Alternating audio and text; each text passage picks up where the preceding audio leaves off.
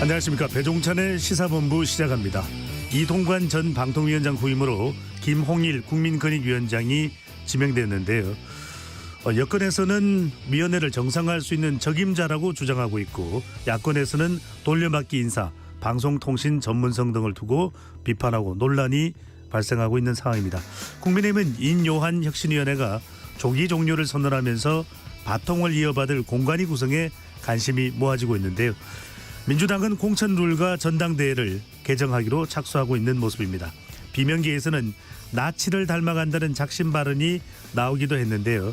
이번 주 정치권의 뜨거운 이슈들 주간 이슈에서 장윤선 기자와 정리해 보겠습니다.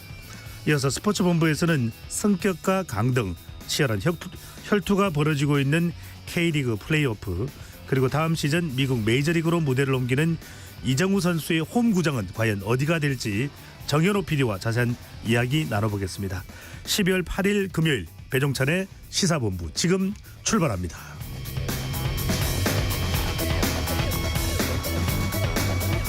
1부 마지막에 듣는 노래 디저트송 신청도 기다립니다. 오늘 듣고 싶은 노래 있으시면 문자 샵 9730으로 자유롭게 보내주시고, 짧은 문자 50원, 긴 문자는 100원입니다. 선정되신 분께는 간식 쿠폰 보내드리니까요. 많은 참여 부탁드립니다. KBS 1라디오의 모든 프로그램은 유튜브에서도 함께할 수 있습니다. 구독, 좋아요, 댓글 많이 부탁드립니다. 배종찬의 시사본부 한입뉴스. 오늘의 핵심 뉴스 한입에 정리하는 한입뉴스 시작합니다. 오늘은 미디어 인권연구소 뭉클 이봉우 연구원과 함께합니다. 어서 오십시오. 네, 안녕하세요. 아직 살짝 감기기가 있는 것 같아요. 네, 지금 또 이번 주에는 날씨가 많이 풀렸는데 네. 오락가락하는 날씨에 아마 저처럼 요새 또 감기가 유행이라 잘 안 떨어지고, 네, 특히 아이들 조심하셔야 됩니다. 이게 좀 날씨가 풀렸다가 다시 추워졌다 그러니까 네. 아이들 또 감기 걸려서 우는 소리 들리는데, 아이들 울음소리가 행복한 나라가 돼야 되겠죠. 그렇습니다. 네. 예. 자, 오늘 첫 번째 뉴스입니다. 오늘도 상당히 국회가 민감한 날입니다. 21대 정기국회 마지막 본회의 날입니다. 야당이 추진하고 있는 쌍특검 법안이 오늘 처리됐느냐가 관건이었는데, 여야 원내대표는 과연 어떤 반응을 보이고 있을지, 지금 국회 상황은 어떤가요? 일단 어제 윤재호 국민의힘 원내대표, 홍익표 민주당 원내대표, 김진표 국회의장이 만나서 오늘 본회의에서는 쌍특검, 김건희 여사 도이치모터스 주가 조작 연루 의혹, 그리고 대장동 50억 클럽 의혹 특검인데요. 이 쌍특검 법안은 오늘 상정하지 않기로 합의를 했습니다. 특히 홍익표 원내대표가 뭐라고 얘기를 했냐면, 예산안 처리가 지금 아직 안 된 상태이기 때문에, 그리고 또 임시국회를 차후에 열어서 20일, 28일에도 본회의가 잡혀있기 때문에 쌍특검은 20일에 처리를 해도 되고 28일 본회의에서는 자동으로 상정이 된다, 이렇게 얘기를 했어요. 네. 이게 잘 알려졌다시피 쌍특검은 4월에 야당이 신속 처리한 건으로 지정을 했기 때문에 어차피 12월 22일이 지나면 본회의에 자동 상정이 됩니다. 물론 김진표 의장이 이제 상정을 해줘야 되지만 자동 상정이 되기 때문에 굳이 예산안 처리도 안 된 상태에서 오늘 본회의에서 이 쌍특검을 상정해 버리면 여야 간 갈등이 또 극심해지지 않겠습니까? 이런 부분은 일단 오늘 본회의에서는 피하자, 이런 부분을 여야 원내대표가 합의를 했다고 볼 수 있고요. 그럼 오늘 본회의에서는 어떤 일을 처리를 하느냐? 일단 윤석열 대통령이 제2요구권, 거부권을 행사했던 노란봉투법, 이 사측의 노조에 대한 무분별한 손해배상 청구를 좀 막아보자는 취지의 법안이었죠. 네. 그리고 방송3법, 공영방송에 대한 정치권의 영향을 좀 줄여보자는 법안이었는데, 이거 거부권을 대통령이 행사하면서 국회로 돌아왔습니다. 오늘 이거 재표결을 하는데요. 이게 국회로 다시 넘어와서 재표결을 할 경우에 출석 의원의 3분의 2 이상이 찬성을 해야 되는데 국민의힘이 3분의 1 이상을 가지고 있죠. 그렇기 때문에 사실상 법 폐기 수순이라고 보시면 될 것 같고요. 오늘 그동안 밀렸던 법안들, 특히 민생 법안을 여야가 오늘 처리하겠다, 이렇게 얘기를 했는데, 그중에 일부만 소개해드리면 부동산 관련 법안이 좀 눈에 띕니다. 재건축 부담금이 면제되는 조합원 1인당 평균 이익 금액 기준을 기존에는 3천만 원이었는데 이걸 8천만 원으로 올리는 내용이 골자인 재건축 초과이익 환수법 개정안을 오늘 처리를 한다는데, 이게 무슨 말이냐면 재건축 규제를 완화해 준다는 소리입니다. 재건축을 통해서 초과이익을 걷게 될 때 그동안에는 3천만 원만 걷어도 환수를 했는데 이제는 8천만 원 이상 걷어야 환수를 하겠다는 것이니까 재건축 규제를 완화해 줘서 아무래도 부동산 시장에 대해서 좀 화랑이 필요하다고 생각하는 것 같아요. 네. 그리고 또 1기 신도시, 이게 원래 1기 신도시로 명시는 안 돼 있습니다. 이 신도시들 아파트 용적률, 오래된 아파트 용적률 높여주고 안전진단 면제해주는 노후 계획도시 재정비 특별법. 근데 이게 1기 신도시 분당 그 고향이죠. 그렇습니다. 1기 신도시 특혜라는 좀 논란이 있는 상황인데 어쨌든 여야가 오늘 이것도 처리하기로 했고요. 또 청문회가 끝난 조희대 대법원장 후보자 임명 동의안 표결도 오늘 예정돼 있습니다. 네, 이 참 중요한 관련되는 사안들이 많습니다. 자, 정기국회는 이렇게 마무리되지만 임시국회를 곧바로 열어서 내년도 예산 통과도 진행이 되는 거죠? 네, 어제 회동에서 이 12월 11일에 임시국회도 바로 소집하기로 협의를 했고요. 아직 예산안 처리가 안 됐기 때문에 사실 임시국회는 좀 필수적인 면이 있었죠.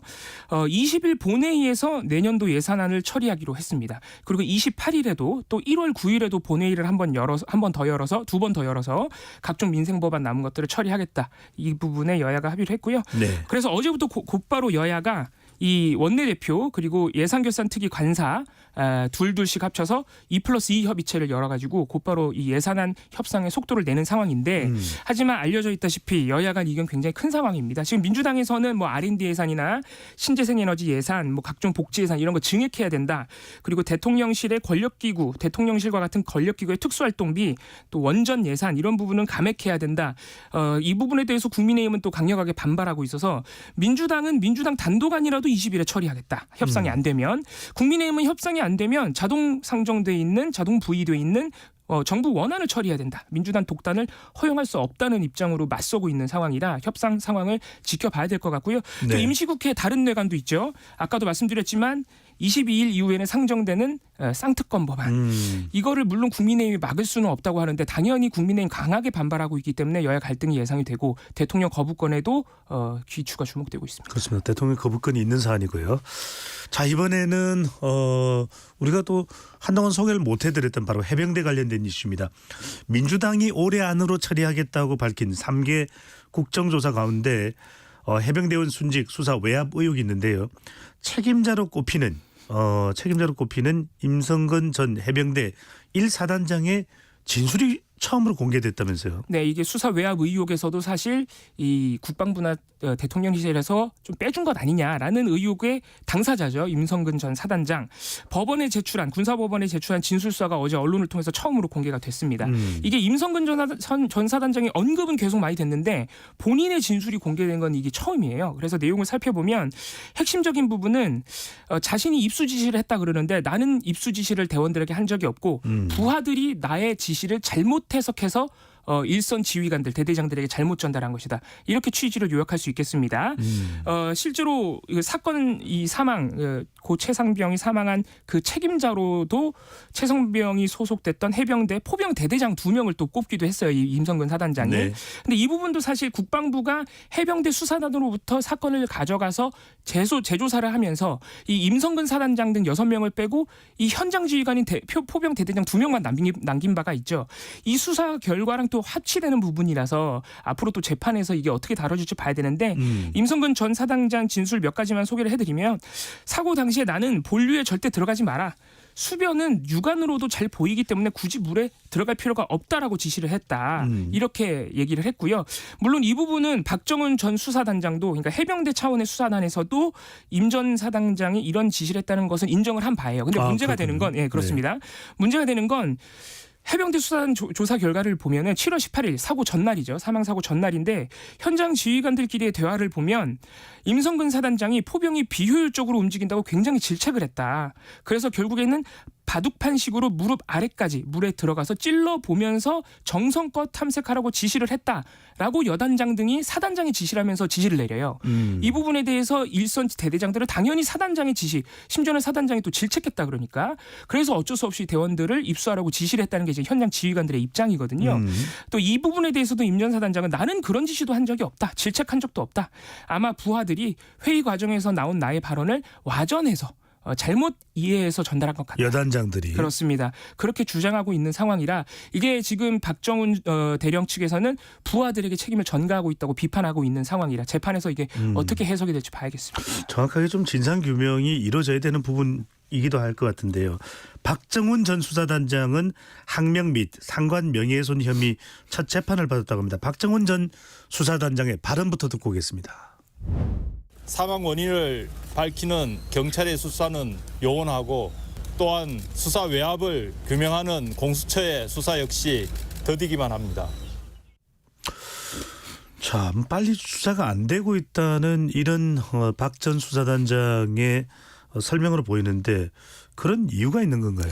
일단 박정훈 전 수사단장, 박정훈 대령은 근본적으로는 어떤 입장이냐면 본인이 지금 재판을 받고 있는 게 항명, 그러니까 이첩 보류 지시를 어겼다는 거죠. 이첩을 실제로 했으니까. 하지 말라 했는데 네. 왜 했느냐? 그 항명 혐의랑 그리고 이종섭 전 장관이 수사 외압에 가까운 지시를 했다고 주장했잖아요. 그 부분이 이제 허위 사실이니까 명예훼손이다. 이렇게 해서 지금 재판을 받고 있는 것인데 이 항명과 명예훼손이라고 하지만 이건 굉장히 부차적인 문제고 결국에는 사망한 해병대원이 왜 사망했느냐.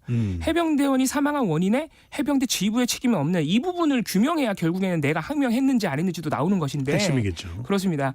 그 고인의 죽음의 원인과 배경에 대해서 왜 수사가 더디느냐. 그거를 빨리 규명해 주길 바란다. 이렇게 지금 얘기를 하고 있는 거예요. 이 부분을 박정훈 대령이 어제 재판 과정에서도 얘기를 했습니다. 그래서 국방부가 지금 나를 기소를 했지만 본질적인 최상병 사망 원인에 대해서는 자꾸 무시를 하고 그런 맥락을 무시한 채 자꾸 아주 부차적인 부분인 이첩 보류 명령을 이행했느냐 안 했느냐라는 부분 가지고만 기소를 한다 이렇게 비판을 하고 또 그 이첩 보류 명령 자체가 불법적이다. 법에 따른 군사법원법에 따르면 일단 혐의 사실만 파악을 한 다음에 곧바로 무조건 이첩을 하게 돼 있기 때문에 불법적인 지시라고 보고 있고요. 어제 재판에서 이 군 검찰은 8월 2일에 상관인 해병대 사령관의 전화를 받아서 이첩을 멈추라는 명령을 받았음에도 불구하고 피고인이 그 명령을 어겼기 때문에 항명이 명확하다. 또 군 검찰은 이렇게 재판에서 주장을 했습니다. 네. 자, 많은 또 학부모들이 궁금해할 수 있는 그런 또 관련 내용입니다. 바로 수능 채점 결과가 발표됐는데요. 수능 만점자가 단 한 명이라고 합니다. 지난 11월 16일 치러진 대학 수학능력시험의 채점 결과가 발표됐는데요. 대통령이 킬러 문항 배제를 지시하고 처음 치러진 수능이라 더욱 주목이 됐는데 국영수 다 어려웠다고 그래요. 만점자도 한 명인데 자, 이 수능 채점 결과 어떻게 관측할 수 있을까요? 네, 어제 한국교육과정평가원이 올해 수능 최종 결과 발표했고요. 아마 오늘 응시생들이 개인별 성적 통지표 이미 아마 받아봤을 겁니다. 말씀하신 대로 굉장히 어려운 수능이었다는 건 이미 예상이 된 바였고 만점자 재수생 딱 한 명입니다. 지금 유리아 님으로 알려져 있죠. 네. 제 딱 한 명이라서 그만큼 어려웠다. 그걸 좀 표준 점수로 볼 수 있는데요. 이 표준 점수 최고점은 평균 점수와의 차이를 보기 때문에 표준 점수 최고점이 높으면 그만큼 어려웠다는 의미가 됩니다. 그래서 올해 특히 국어 영역 같은 경우에 표준 점수 최고점이 150점으로 나왔는데 이게 작년에 134점이라 작년보다 16점이나 올라갔어요. 굉장히 네. 어려워졌다는 것을 의미하고요. 그리고 국어 영역 만점자 숫자도 64명에 불과해서 작년 371명보다 훨씬 줄어들었습니다. 수학 영역도 마찬가지인데요. 표준 점수 최고점이 148점, 작년보다 3점 올라가서 역시 다소 어려워진 걸 확인할 수 있고 만점자도 작년보다 3분의 2 수준으로 떨어진 상황입니다. 특히 표준 점수 최고점을 보면 국어가 월등하게 더 어려워졌다는 사실을 알 수 있죠. 이 부분에 대해서도 올해 입시, 그러니까 내년도 입시에 또 학생들에게 어떤 영향을 미치느냐 이 부분도 지금 주목이 되는 부분이고요. 영어 영역도 어려워진 걸로 분석이 되고 있어요. 영어 영역은 사실 2018년도부터 절대평가로 바뀌었는데 2018년 이후로 이 1등급을 받은 수험생의 비율이 4.71%인데 이게 절대평가로 바뀐 다음에 가장 낮은 수치라고 합니다. 그만큼 국영수가 모두 어려웠다. 이것이 또 수험생들에게 어떤 영향을 미칠지 봐야겠습니다. 그러니까요. 수능 만점자도 의대 진학을 희망하고 있는데 국어 공부를 제일 열심히 했다 그래요. 그렇죠. 국어 만점자가 0.01%, 네. 64명밖에 나오지 않았다고 하는데 자, 과연 수능에 대한 평가, 과연 문항의 난이도 조절은 또 앞으로 어떻게 될지도 주목되고 있습니다. 자, 이번에는 국민의힘에서 민주당으로 가보겠습니다. 최근 민주당의 이낙연 전 대표가 잇따라 당 지도부를 비판하고 있는데 정세균 전 총리도 가세를 했다고요. 네, 어제 이낙연 전 대표와 정세균 전 총리의 이 현재 민주당 지도부를 향한 비판 발언이 또 계속해서 나오는데 정세균 전 총리 같은 경우에는 본인의 발언이 소개되는 게 어제가 또 처음이에요. 이 지도부 그러니까요. 관련해서. 이낙연 전 대표는 어제 같은 경우에는 특히 주목된 발언이 YTN 라디오였는데 양당의 폭주에 대한민국을 맡기다가는 낭패를 당할 수 있다. 여론조사를 보면 양당 모두 싫다는 국민이 30%나 되기 때문에 마냥 시간을 끌을 수만은 없다라는 얘기를 했어요. 이렇게 되면서 제3지대 창당을 하는 것 아니냐. 이런 예상이 또 이제 나올 수 있도록 불을 지핀 셈이 됐는데, 근데 또 이 얘기에 대해서 이 이낙연 전 대표와 가까운 사이로 알려진 윤영찬 의원 같은 경우 오늘은 이 신당 창당은 아직 이렇게 본격화된 논의는 아니다, 이렇게 또 선을 긋기도 했습니다. 그래서 아직까지는 유보적으로 좀 상황을 보는 것 같고, 또 하나 이제 주목되는 게 정세균 전 총리인데, 이게 이낙연 전 대표, 정세균 전 총리, 김부겸 전 총리, 세 명의 전 정부 총리가 최근에 알고 보니 회동을 가졌다더라, 이런 내용도 알려졌어요. 삼총리 또는 삼총사 회동이라고 그러더라고요. 그렇습니다. 네. 그래서 이게 또 비주류의 구심점이 되는 거 아닌가, 뭐 이런 예상도 나왔는데, 어제 정세균 전 총리의 이 발언이 공개가 된 것인데, 이게 본인이 직접 한 건 아니고요. 이원욱 의원이 어제 불교 방송 라디오에서 전원으로 전달한 겁니다. 그 내용을 보면 여태까지 정치를 해오면서 민주주의가 가장 실종된 정당의 모습을 보고 있다라고 지도부를 비판을 했다고 하고요. 본인이 당대표를 할 때도 괴롭히는 사람들이 있었지만 본인은, 정세균 전 총리는 하나하나 만나서 다 설득하려고 했지 내치려고 한 적은 없다, 이런 발언도 했다 그래요. 이것도 지도부를 우회적으로 비판했다고 볼 수 있겠죠. 그래서 또 민주당 안에서는 이 비주류의 행보에 대해서 계속 주목이 되고 있는 상황입니다. 네, 참고로 우리 청취자분들께 이원욱 의원이 또 정세균 전 총리는 또 상당히 또 가까운 그렇죠. 관계로 또 알려져 있습니다. 자, 이 이재명 대표의 또 반응이 중요할 수 있는데요. 민주당은 또 공천 룰, 전당대회 룰 개정을 두고도 갈등이 또 번지고 있습니다. 이재명 대표의 중앙위원회 모두 발언부터 듣고 오겠습니다. 이번 당헌 개정에 대해서도 찬반 양론이 매우 격렬하게 대립하는 게 분명합니다. 그러나 우리 당 지도부로서는 당원 민주주의, 당 민주화라는 측면에서 우리 당원들의 의사가 당의 의사에 많이 반영되는 민주정당으로 나아가야 한다고 판단했습니다. 여러 가지 논란도 있었지만 룰 개정이 됐네요. 그렇습니다. 어제 중앙위원회를 온오프라인 병행으로 했고 투표는 온라인으로 했죠. 그래서 당헌 개정안이 찬성 67.55%, 반대 32.45%로 가결이 됐는데, 그 내용은 저희도 몇 번 전달해 드렸지만 당대표 뽑는 전당대회에서는 이 권리당원의 투표 비중을 기존보다 3배 높인다. 기존에는 사실 대의원의 투표 비중이 굉장히 높았죠. 그것을 한 3분의 1 수준까지 따라잡게 만든다. 권리당원 권리를 좀 높인다는 부분이고요. 그리고 공천룰에 있어서는 선출직 공직자 하위평가 10%인 현역 의원은 경선에서 득표 감산 비율을 30%로 확대한다. 이 두 개가 어제 통과를 됐다고 보면 되겠는데, 문제는 어제 이재명 대표가 이 당원 개정 필요성을 설득하는 그 발언, 방금 들으신 발언도 발언이지만 이 비주류 모임 원칙과 상식 소속인 이원욱 의원의 발언이 굉장히 주목이 됐어요. 굉장히 강력하게 어제 중앙회에서 이 당원 개정안을 비판을 했는데, 이재명 대표가 말하는 국민의 눈높이가 국민 누구인지 의심스럽다. 직접 민주주의가 정치 권력과 결합할 때 독재 권력이 된다는 것을 우리가 역사에서 확인했다. 나치가 그렇지 않느냐. 자유한국당 황교안 대표는 태극기 부대와 결합했다. 그리고 총선에서 패배했는데 그들과 닮아가는 것 아니냐라고 굉장히 강도 높게 비판을 했습니다. 직격을 했네요.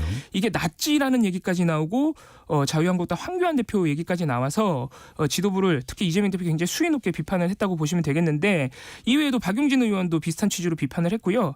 오늘도 윤영찬, 조응천, 김종민 의원이 잇따라 라디오에 나와서 이 당헌 개정안을 굉장히 강력하게 비판을 했습니다. 이게 사실 수위는 굉장히 높아져 있지만 결국에는 공천에서 비주류들을 공천 학살하려는 것 아니냐, 이렇게 지금 요약이 되고 있는 상황인데, 당 지도부에서는 이게 시스템 공천에서 기준을 약간 바꾸는 수준인데 그게 어떻게 특정 집단을 학살하는 용도가 될 수 있겠느냐. 비주류도 충분히 평가를 잘 받으면 경선에서 이길 수 있는 것이다, 이렇게 항변을 하고 있는데, 일단 오늘 민주당 최고위원회가 어떤 결정을 했냐면 총선에서 전략공천을 판단하는 전략공천관리위원장에 정세균계로 꼽히는 사선의 안규백 의원을 임명을 했습니다. 그러니까 이 부분은 이제 당내 갈등을 좀 봉합해보자는 시도를 또 당 지도부에서 하고 있는 거예요. 그래서 이런 부분에서 자리 안배를 계속 할 경우에 과연 지금 불거지고 있는 당내 갈등이 봉합되느냐, 이 부분이 또 민주당이 총선을 앞두고 과제가 되고 있습니다. 그렇군요. 자, 감사원 발표가 있습니다. 2020년 발생한 서해 공무원 피격 사건, 문재인 정부 당시죠. 감사원이 감사를 했었는데 최종 감사 결과 발표됐네요. 주요 내용은 어떤가요? 네, 어제 발표가 됐습니다. 2020년 9월 22일에 해양수산부 소속 어업지도 공무원 고 이대준 씨가 연평도 인근에서 실종이 됐는데 북한 해역으로 떠내려가서 북한군에게 피살되고 소각된 사건이었죠. 이게 윤석열 정부 직후에 오후 6월에 곧바로 정부에서 문재인 정부가 사건을 은폐했다, 라는 의혹 제기가 나왔고 감사원이 감사를 했던 것입니다. 어제 감사원의 최종 감사 결과 보면요. 일단 첫 번째는 9월 22일 사건 발생 당일에 국가안보실, 해경, 통일부, 국방부, 국정원들 관계 기관들이 다 북쪽 바다로 공무원이 넘어가서 실종됐다는 사실을 알고도 상황 전파도 하지 않고 대책 회의도 하지 않고 협조 요청도 안 하고 북측에 통보도 안 하는 등 의무를 다 하지 않은 채 일찍 퇴근해버렸다라는 부분을 지적을 했고요. 두 번째는 9월 22일 오후 늦은 시간이 됐을 때 이미 고인이 피살됐다는 사실을 알고도 관계 당국들이 인정하지 않고 발표를 안 하다가 24일이 되어서 언론보다도 늦게 발표를 해서 이건 역시 사건을 은폐했고 심지어는 월북으로 단정할 수 없는데 월북으로 계속 발표를 하면서 고인의 명예를 훼손했다. 이 부분을 지적을 했습니다. 이 부분도 여야 간에 또 계속해서 공방전이 빚어질 가능성이 높아 보이네요. 자, 이 시각 교통정보 듣고 올 텐데 먼저 이봉우 연구원과 한입뉴스 함께했습니다. 잘 들었습니다. 감사합니다. 네, 이 시각 교통정보 듣고 돌아오겠습니다. 이승미 리포터. 네, 시각 교통정보입니다. 경부고속도로 부산 방향으로 남이분기점에서 승용차와 화물차가 부딪히는 사고가 있었습니다. 처리 작업 조금 전에 막 끝났고요. 2km 구간 정체가 남아 있습니다. 또 부산 방향으로는 잠원에서 서초까지나 신갈에서 수원, 동탄 부근에서도 정체가 되고요. 중부고속도로 남이 방향으로는 중부 3터널에서 서이천까지 2차로에서 작업을 하고 있습니다. 이 작업 여파로 현재 곤지암에서 2km가 막힙니다. 호법부터는 모가까지 속도가 안 나고요. 영동고속도로 강릉 방향으로 용인에서 양지터널까지 정체가 되고 이후 강원권 새말에서 작업을 하고 있어서 밀리고 있습니다. 서양고속도로 서울 방향으로 서평택 분기점 2, 3차로에 낙하물이 있습니다. 여기를 500m 정도 지난 지점 갓길에는 고장난 차가 있어서 주의하셔야겠고요. 목포 방향으로 팔탄 분기점 부근 1차로에서 승용차 관련 사고를 처리하고 있습니다. KBS 교통정보센터였습니다.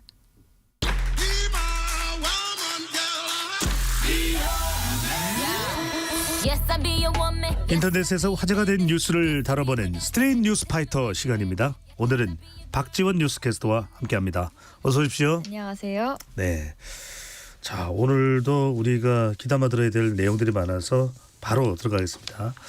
자, 첫 번째 주제입니다. 벌써 12월이죠. 시간 너무 빠르네요.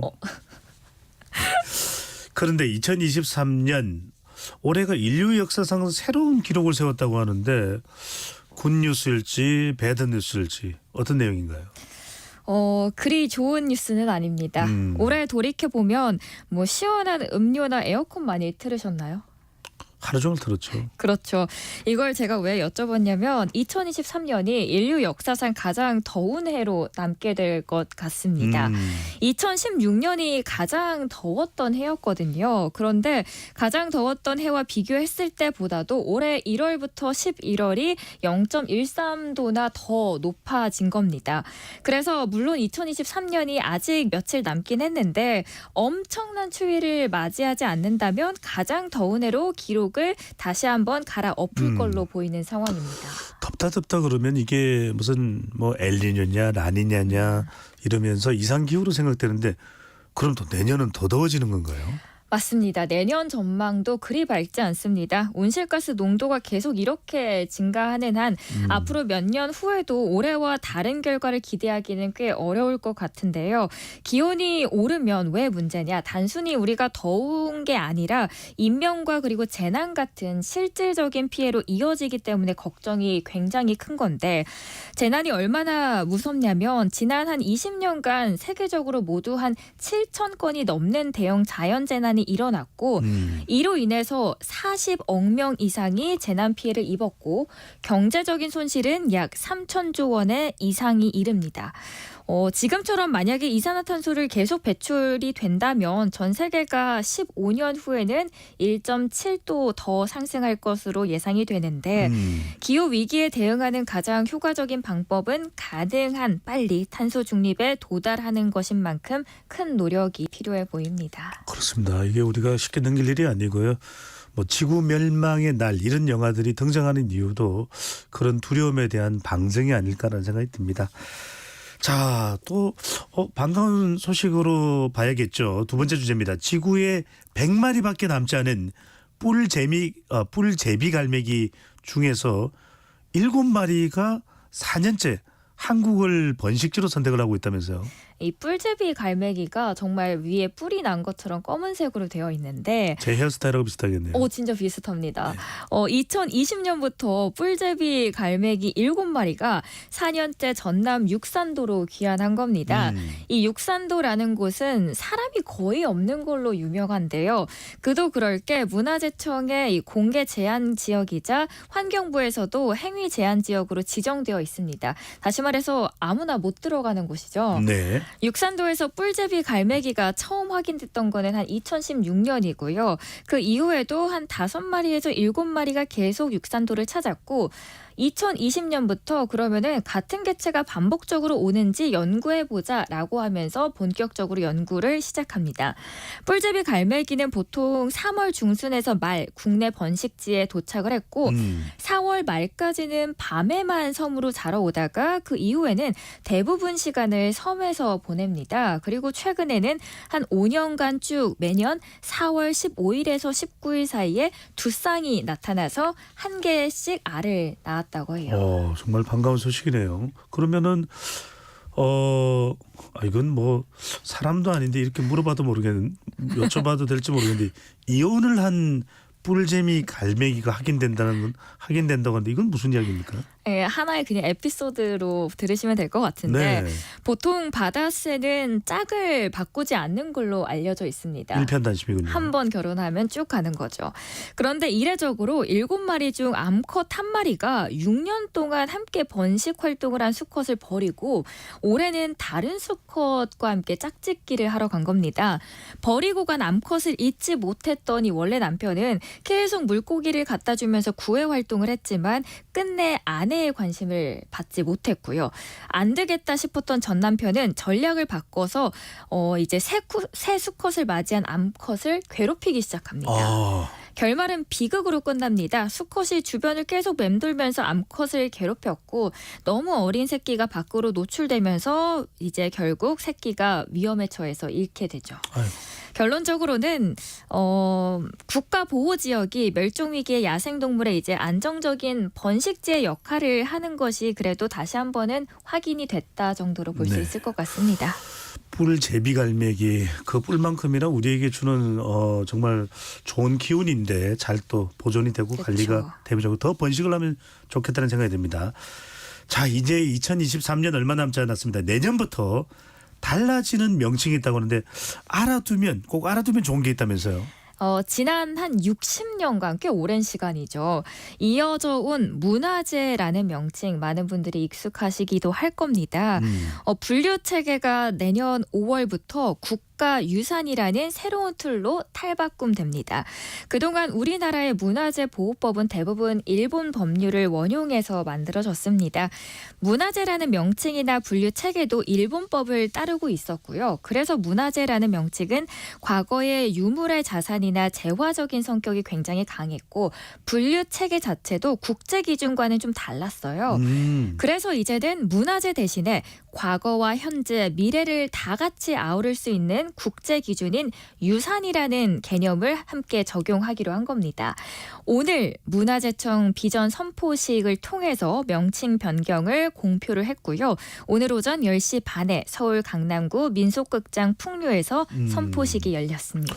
문화재청의 이름을 그러면 국가유산청으로 바꿔야 될지 이 부분도 궁금해지는데 국가유산을 찾는 관광객을 위한 혜택도 더 확대된다면서요? 네. 이 외에도 문화재청은 지자체의 다양한 이제 문화와 숙박시설, 음식점 등에서 할인 혜택을 받을 수 있도록 아직은 가칭으로 되어 있지만 K-헤리티지 패스를 도입할 계획입니다. 구체적인 시행 시기와 내용은 아직 정해지지 않았지만 추후 나오면 또 업데이트를 해드리도록 하겠습니다. 네, 그렇습니다. 우리 역사상 가장 존경받는 영웅으로 추대받는 인물이 바로 이순신 장군이 아닌가라는 생각이 드는데요. 서울 광화문에도 동상이 있죠. 부산 용두산 공원 입구에 이순신 장군의 그림이 그려진 바닥 타일이 설치되어 있는데 이걸 밟고 갈 수도 없고 참 난감한 그런 상황이 되고 있으면서 논란이라고요. 굉장한 논란이 되고 있습니다. 부산의 중구청은 약 4억 원을 들여서 지난 8월부터 광복로의 보행환경 개선 사업의 하나로 용두산 공원 전경이 포함된 타일 바닥을 설치하고 있었는데요. 논란이 불거진 이유는 이 인물이 이순신 장군이라는 점입니다. 이 구조를 살펴보면 설계상으로는 이순신 장군의 그림을 밟지 않고서는 에스컬레이터를 타기 굉장히 어렵게 되어 있습니다. 그래서 밟고 가야 되는 건데 외국인 중에서는 사실 일본인 관광객이 가장 많이 방문하는 곳이기도 하죠. 그래요. 그래서 이런 걸 좀 미리 사전에 판단을 못했을까요? 그렇죠. 그래서 거기에서 논란거리가 시작이 된 거고요. 일본인들이 이순신 장군을 밟는 걸 두고 볼 수는 없다. 역사인식이 아니라다라는 비판이 나온 겁니다. 이게 온라인 커뮤니티까지 확산이 되고 있고 세계 어디를 가도 나라 영웅을 보도블록으로 기리는 곳은 없다. 이순신 장군 얼굴에 침 뱉고 쓰레기 버리면 어떻게 하려고 그러냐 등의 지적들이 쏟아지고 있습니다.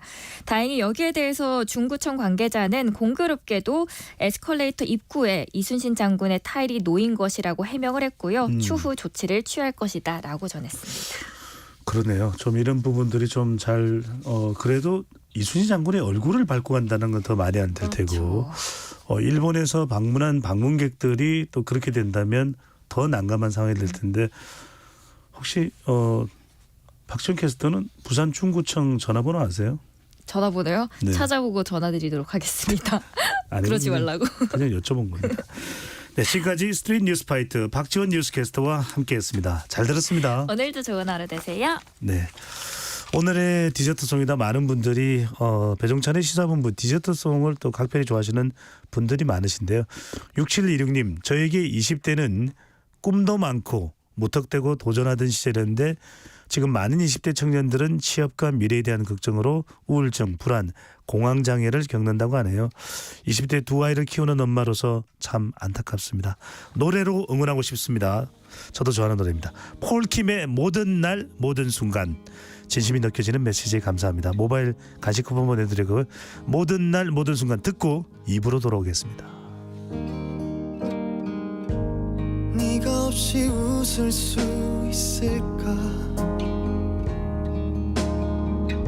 생각만 해도 눈물이 나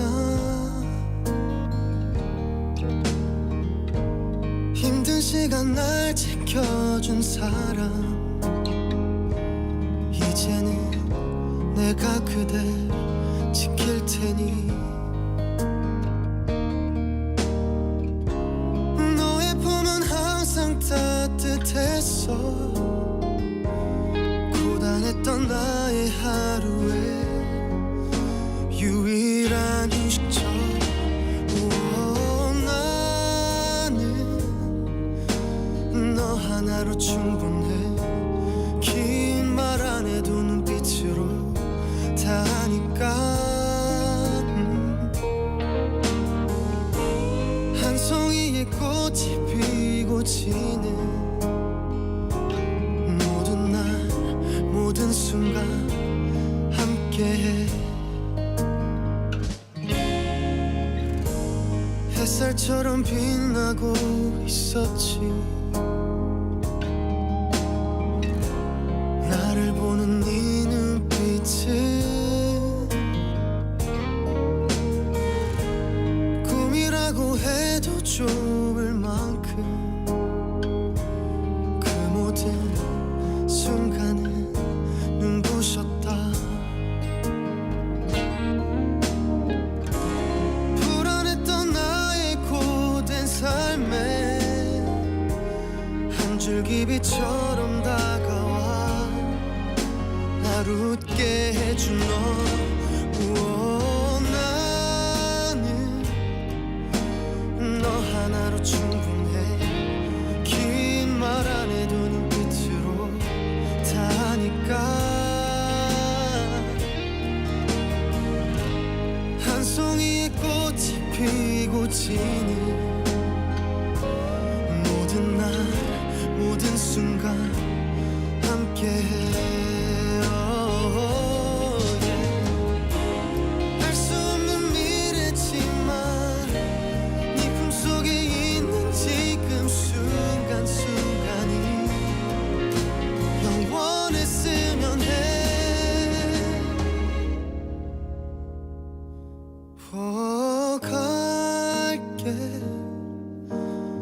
바람이 좋은 날에 햇살 눈부신 어떤 날에 너에게로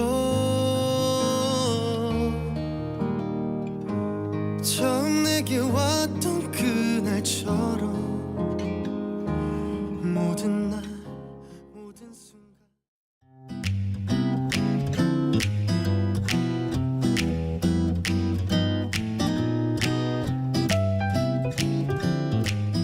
안녕하세요. 바른말 고운말입니다.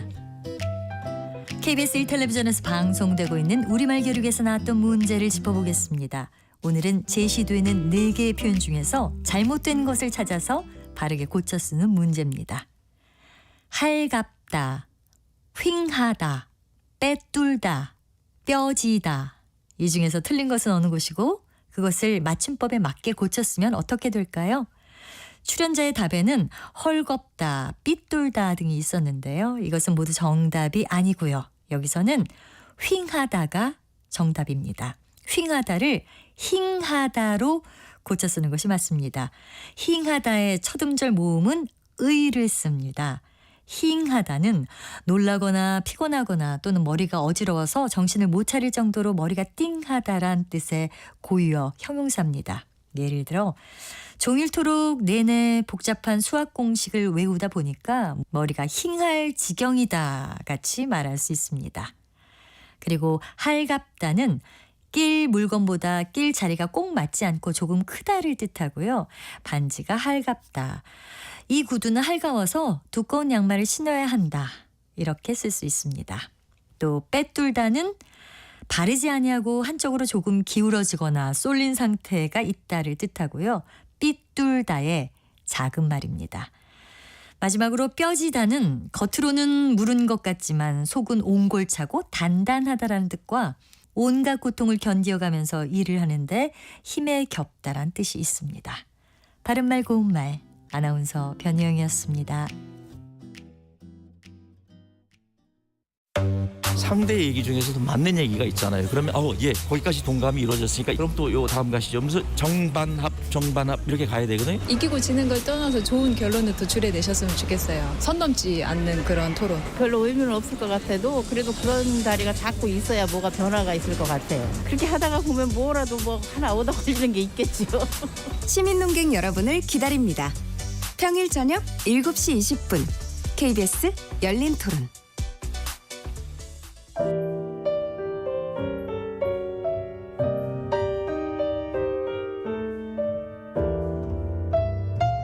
내일의 품격 김성환의 시사야에서 챙겨가세요. 하루를 마무리하는 시간 꺼내보는 당신의 지식 창고 KBS 1라디오 김성환의 시사야. 평일 밤 10시 5분 여러분을 찾아갑니다.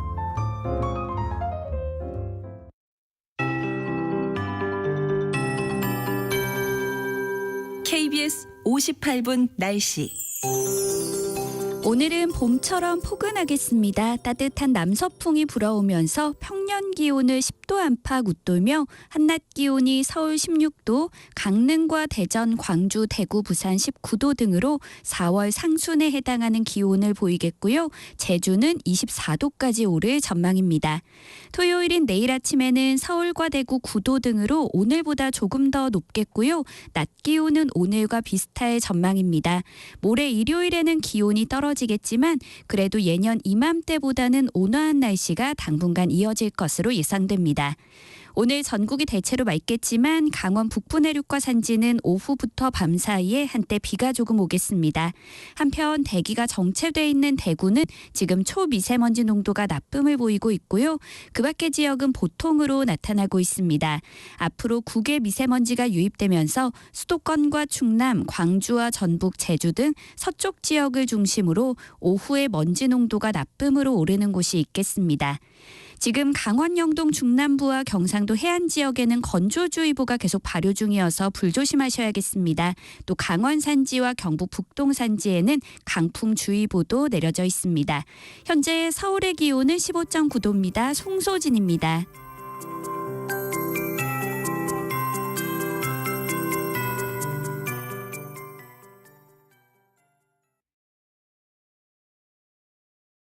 정성을 다하는 국민의 방송 KBS가 한시를 알려드립니다. AM 711kHz, FM 97.3MHz, KBS 1라디오입니다. HLKA.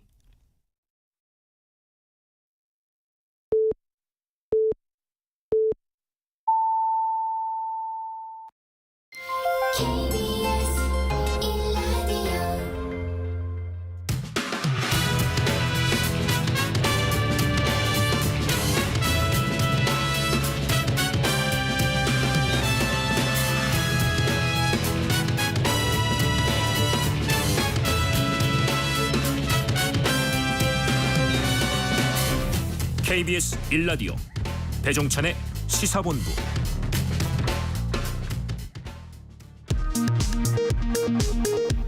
이 시각 라디오 정보센터 뉴스입니다. 여야가 내년도 예산안을 오는 20일 예정된 본회의에서 처리하기로 공식 합의했습니다. 통일부는 북한이 개성공단 내 30여 개 기업 설비를 무단으로 가동하고 2020년 6월 폭파한 남북 공동 연락사무소 청사 잔해를 철거하고 있다고 밝혔습니다. 지난 10월 경상수지가 68억 달러 흑자로 나타났습니다. 수출은 지난해 9월 이후 13개월 연속 감소하다가 14개월 만에 증가세로 전환했습니다. 정부는 지난 6일 전북 익산의 닭농장 두 곳에서 나온 조류 인플루엔자 항원이 고병원성으로 확인됨에 따라 확산 위험이 커졌다고 보고 예방적 살처분 범위를 확대하기로 했습니다. 최근 아동과 청소년을 중심으로 인플루엔자와 마이코플라즈마 폐렴 등 호흡기 감염병이 유행함에 따라 범정부 대책반이 구성됐습니다. 지금까지 라디오 정보센터 조진주였습니다.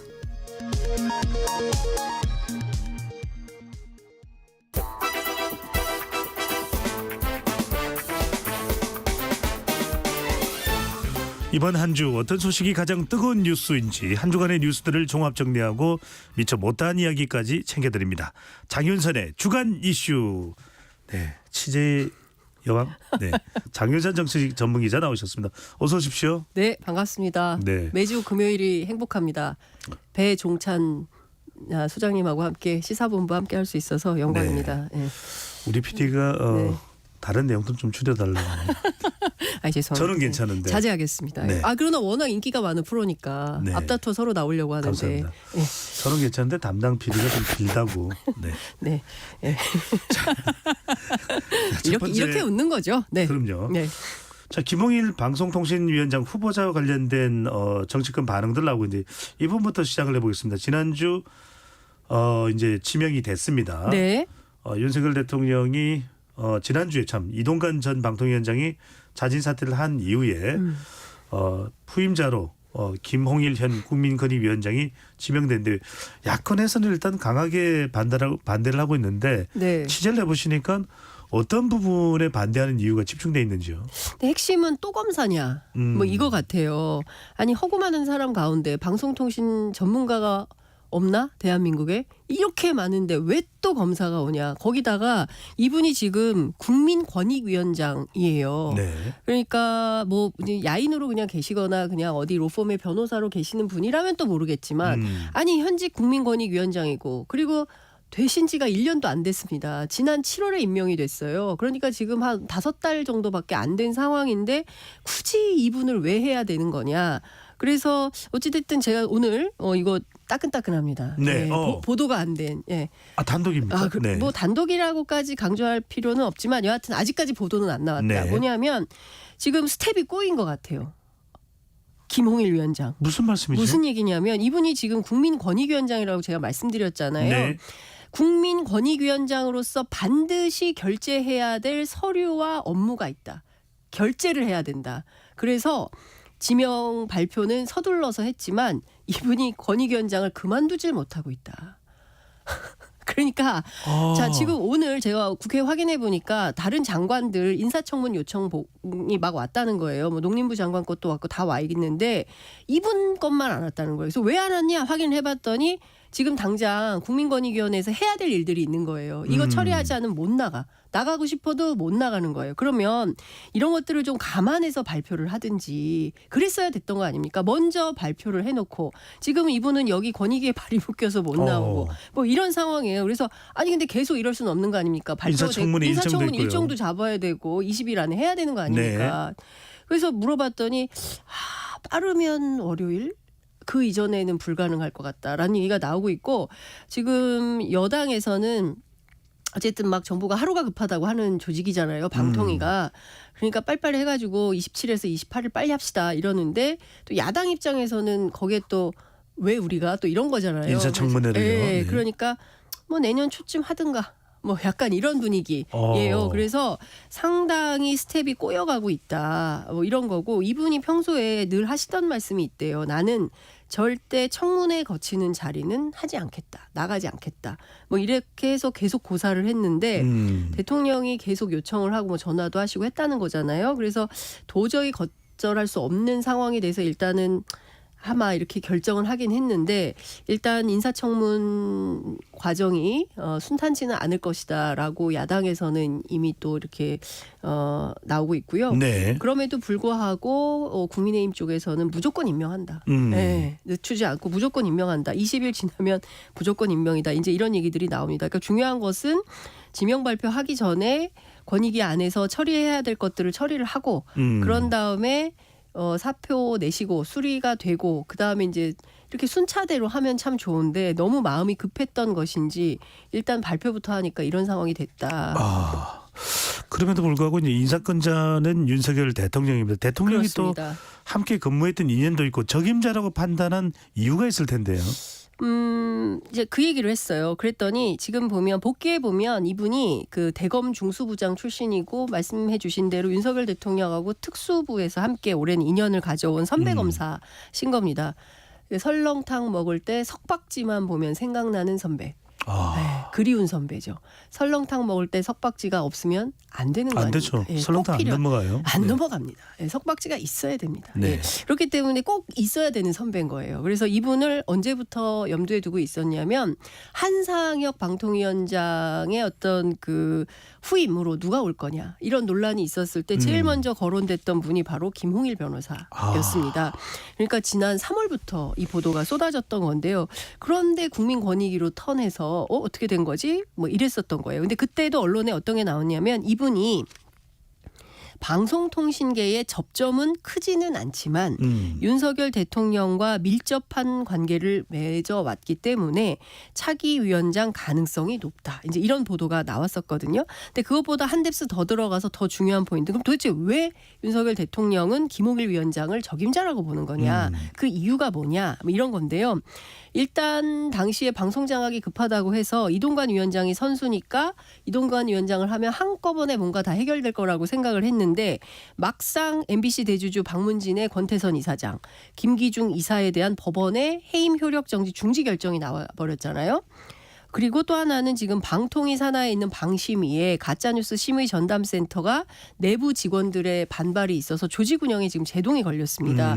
평직원 200명이 2008년 출범 이후 처음으로 직원들 단체 서명부를 작성해가지고 사측에 방심위 측에 전달을 했다는 거거든요. 언론 보도 심의가 명확한 원칙 없이 졸속으로 이루어지고 있어서 향후 직원들이 법적 책임을 뒤집어쓰게 될 것이 우려된다. 이런 내용의 신고서를 냈다는 겁니다. 뿐만 아니라 중간 관리자급인 팀장들 11명이 이 방심위의 가짜뉴스 근절 대책이 표현의 자유 침해, 언론 탄압, 검열 논란으로 비판의 대상이 됐다. 이렇게 우려를 했다는 건데요. 이것뿐만이 아니죠. YTN, 연합뉴스TV 이거 민영화 차질이 생기지 않았습니까? 속도감 있게 일처리가 될 거라고 생각했는데 이동관 위원장 시절 이게 잘 안 됐던 거예요. 자, 그러면 여기서 뭐가 문제일까?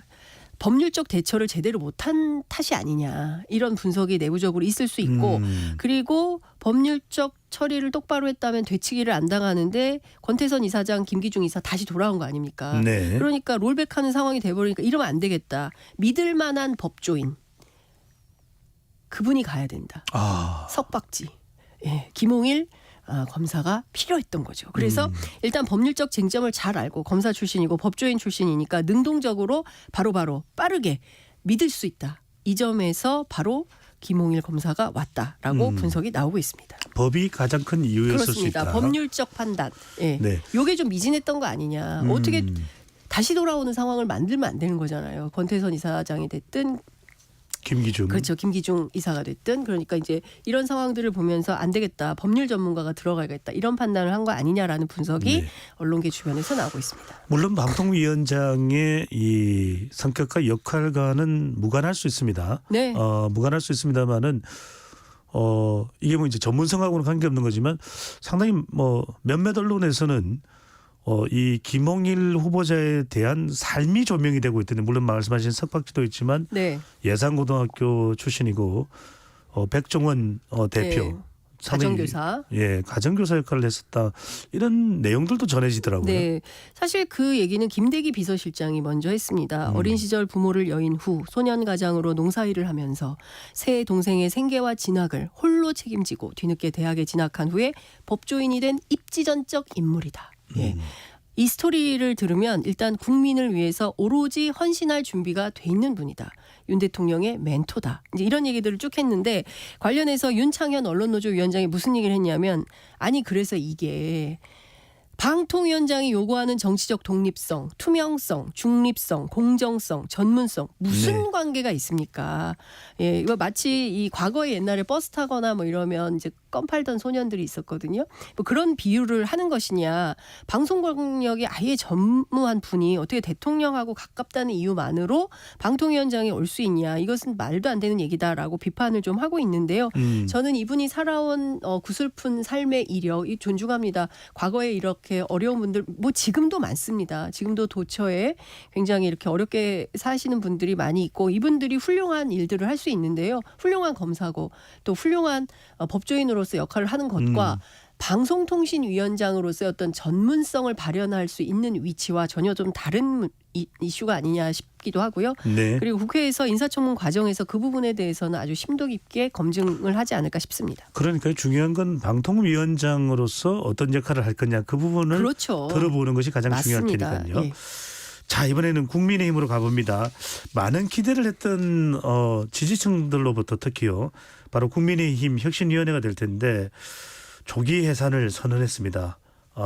결과적으로는 기대치에 못 미친 것 아니냐 네. 이런 평가도 나오고 있는데 자 이렇게 이 마감하는 모습을 보면서 반전이 있는 것일까? 앞으로 뭐 남은 시간이 뭐 며칠 될지 어떨지는 모르겠고 11일 날 뭐 네. 결과 보고를 한다는 이야기는 있습니다.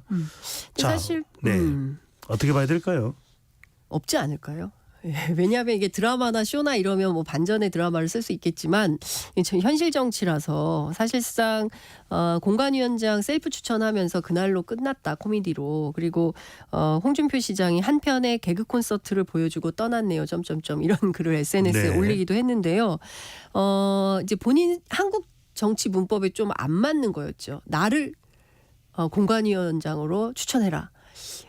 굉장히 낯선 이제 새로 보는 이런 그 어떤 분들은 물론 그 자리를 원해서 한 이야기는 아닐 수도 그렇죠. 있겠지만 개혁을 위한 거다라고 네. 주장을 하긴 했지만 그래도 이제 셀프 추천이라는 것이 대한민국에서 저 어떤 의미인지는 뭐 특별히 설명드리지 않아도 많은 분들이 이제 공감하실 것 같은데요. 우리 언론들은 이렇게 평가를 합니다. 헛물만 켜다 떠난 인요한 혁신이 42일 이렇게 이제 평가를 하고 있고요.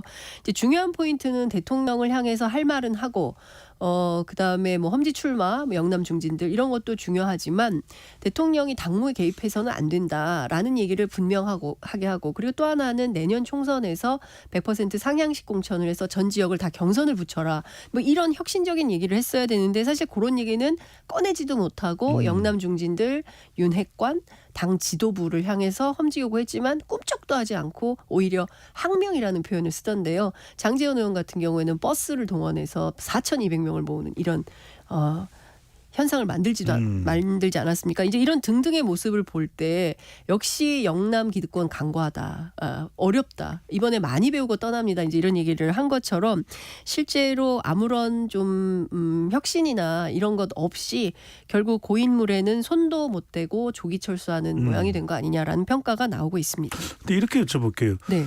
국민의힘이 내년 총선에서 경쟁력을 발휘하기 위해서는 네.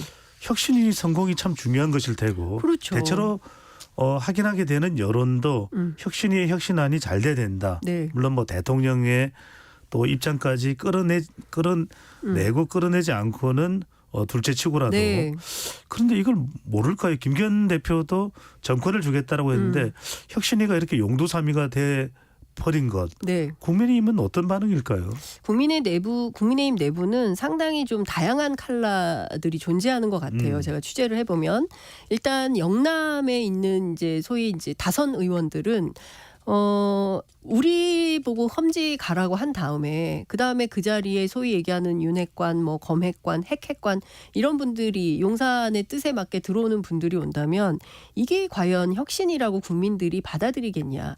그리고 여기에서 의석을 확보할 수 있는 사람들이 갑자기 느닷없이 서울이나 뭐 수도권 어느 지역으로 와서 지면 그게 당에게 도움이 되는 선거 전략이 할 수 있는 거냐. 이런 판단을 종합적으로 하면서 무조건 비키라고 하는 거냐.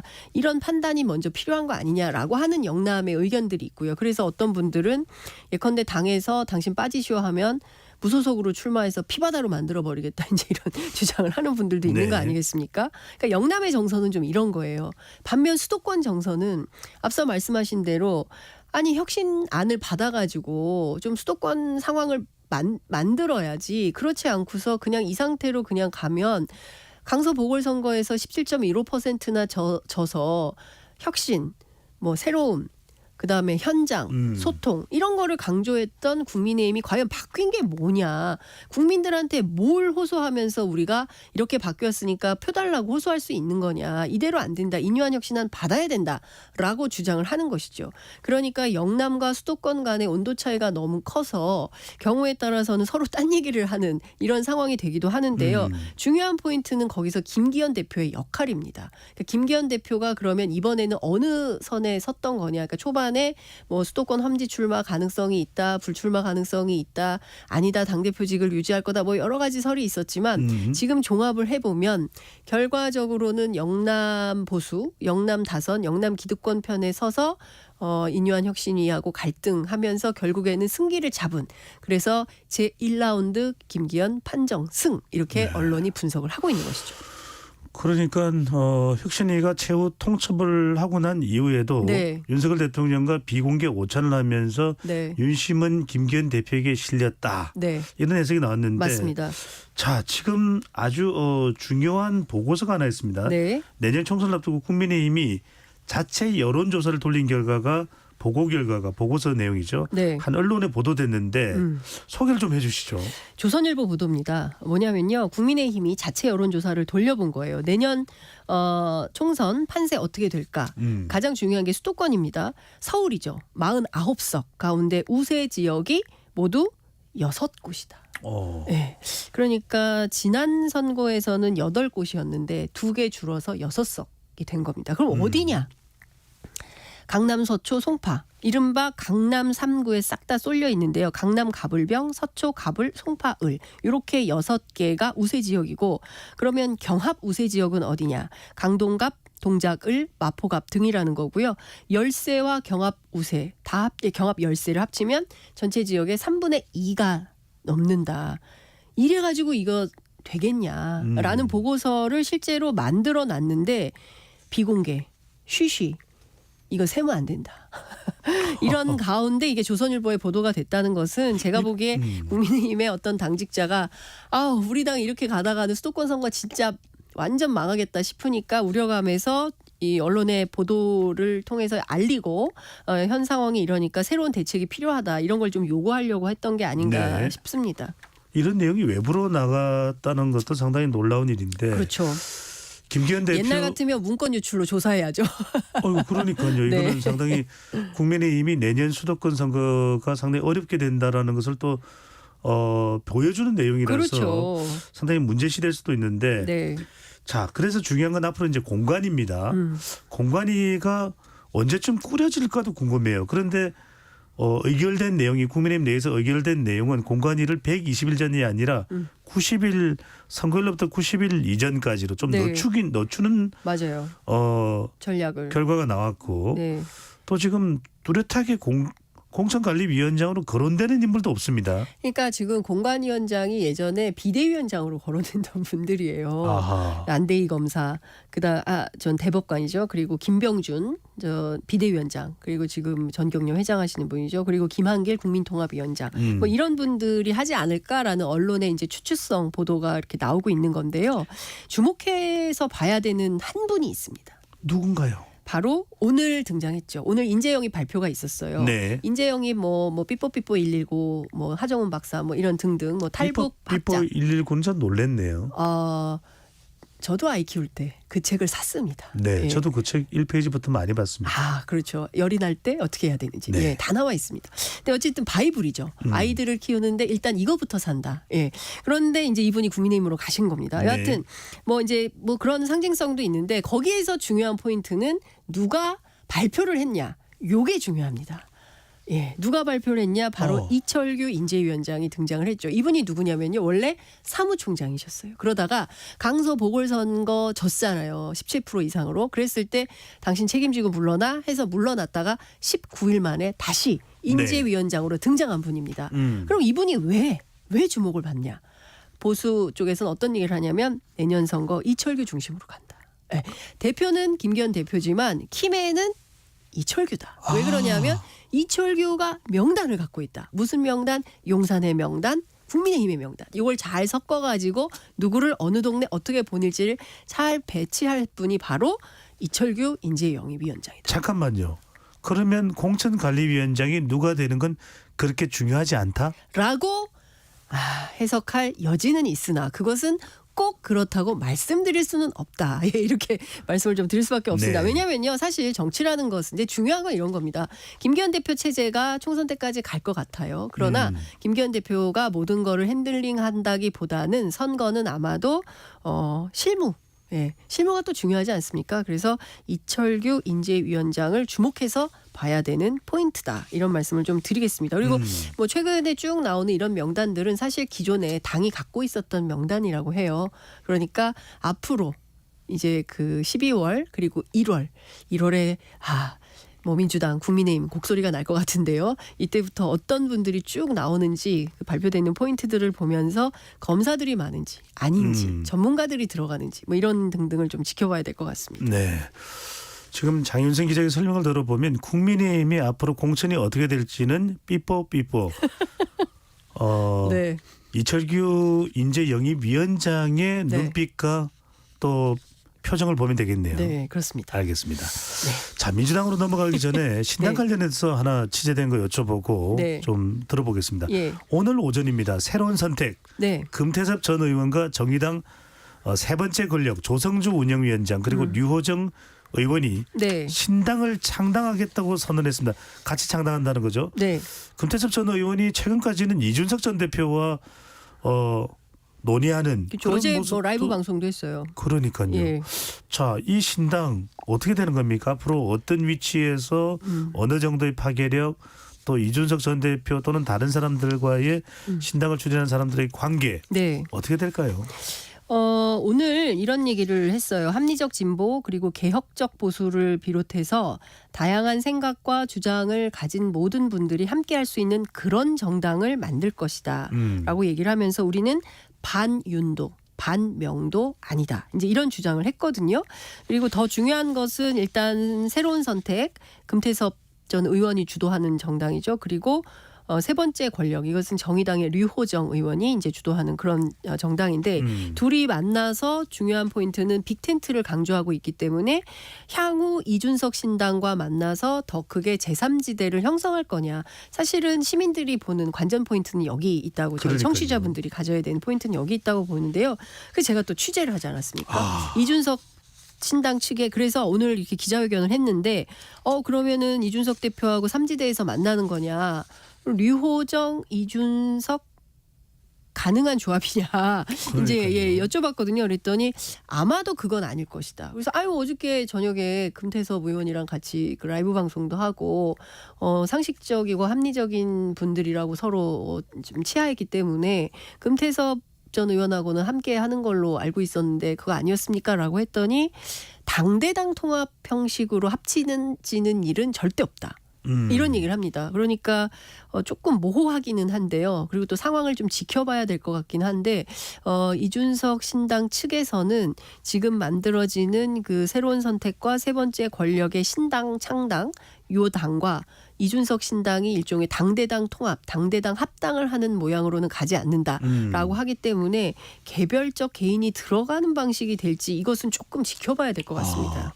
하여튼 복잡합니다. 당장은 아니다. 예, 당장은 아니다. 각자의 길을 가게 될 가다가. 것이다. 예. 누군가는 그러더라고요. 내년 총선을 사자성어로 이야기하면 각자 도생이 될 것이다. 네. 너무 민주당으로, 많죠. 예. 민주당으로 가봅니다. 네. 민주당이 어제 이제 중앙위원회를 열고 자 공천룰과 전당대 룰 변경됐습니다. 네. 비명계가 반발하고 있는데요. 자 어떻습니까? 이런 반발 뭐 앞으로 비명계가 탈당하는 데에 이유가 될지 또 당내 상황은 지금 변경되고 난 이후에 어떤지요? 일단은 좀 양측의 입장이 다릅니다. 예, 그러니까 뭐 이런 거예요. 통칭 이제 비명계로 통칭되는 분들은 이렇게 주로는 현역 의원들인데요. 지금 일단 첫 번째는 왜 지금 대의원 전당대회의 표 반영 비중을 갑자기 이걸 하느냐. 그러니까 전대 앞두고 해야 되는데 내년 총선 앞두고 있는데 왜 이걸 하는지 잘 모르겠다라고. 그러니까 내년 총선 끝나고 나서 해도 되는데 왜 그래? 왜 이 의문이 하나 있고요. 그리고 또 하나는 지금 하위 20%를 이제 30%로 높여서 반영하겠다는 건데 국민의힘 같은 경우에는 하위 20%면 컷오프 대상이 되는 거거든요. 그러니까 아직 국회에 진입하지 못한 원외위원장들은 국민의힘만큼이라도 똑같은 개혁을 해라라고 이제 요구를 하는 것이고 민주당 안에 있는 현역들은 아니 1년 전에 정해진 공천 룰대로 하면 되는 거지. 선거 몇 달 앞두고 갑자기 이거를 왜 바꾸냐. 친명당 하려고 그러는 거지. 이재명당 하려고 하는 거지. 막 이렇게 이제 비판을 하고 있는 것이고요. 그게 하다 보니까 뭐 독재 권력, 나치, 태극기, 황교안 전 대표 막 험한 말들이 어제 많이 나왔습니다. 중앙위 현재. 의원과 예. 윤영찬 의원도 상당히 날을 세웠어요. 예. 사실은 지금 민주당 안이 이게 어제 열린 중앙위원회 후로 굉장히 좀 살벌해지고 있는데 그러면 이 친명당이 되면 비명계가 나갈 거냐? 꼭 그렇지는 않다. 예, 뭐 그런 얘기가 나옵니다. 그래서 제가 얘기해 보니까 이제 핵심이 이제 하위 20%에 누가 걸릴지, 어떤 사람이 대상이 될지 이거고 중요한 포인트는 내가 해봤는데 경선 돌파가 될 것 같아. 그러면 남아 있는 거고요. 가만히 있어봐. 경선 돌파가 안 될 것 같아. 그러면 탈당할 가능성이 있다라는 전망들이 나와서 요거는 지금 얘기하기는 어렵고 내년 1월 정도에 갔을 때 그때 이제 피 튀기는 당내 투쟁 속에서 산자와 나갈 자가 갈리지 않겠냐라는 전망들이 나오고 있습니다. 유독 내년 총선을 앞두고 왜 이렇게 피가 튀기는 걸까요? 네, 비명계가 그러니까요. 남을지 잔류할지 아니면 나가게 될지는 좀 더 경선 경쟁력이 있는지 없는지 좀 판단이 필요할 수 있을 것이다. 네. 그리고 또 하나는 이런 것 같아요. 그러니까 이낙연 전 대표가 사실은 문재인 정부에서 총리도 하시고 또 당대표도 하시고 평생 호남 정치인으로 민주당만 하셨는데 이분이 최근에 이재명 대표를 직격하면서 뭐 제3정당의 필요성을 언급하고 뭐 쫓아내면 쫓겨내야지 뭐 이제 이런 뭐 나가야지 뭐 이제 이런 등등의 발언을 하시니까 이걸 여쭤보려고 그랬어요. 네. 그래서 이낙연 전 대표가 방송 활동이 참 많아졌습니다. 그래서 네. 톤도 높아지고 맞습니다. 궁금한 것이 이낙연 취재 내용으로 볼 때 이낙연 전 대표 과연 탈당할 것인가 신당을 만들 것인가 또는 이낙연 전 대표가 이른바 두 명의 또 다른 전직 총리 김부겸 정세균과 손잡아서 공동 창당이나 정치 세력화를 할 것인가 네. 어떤 상황일까요?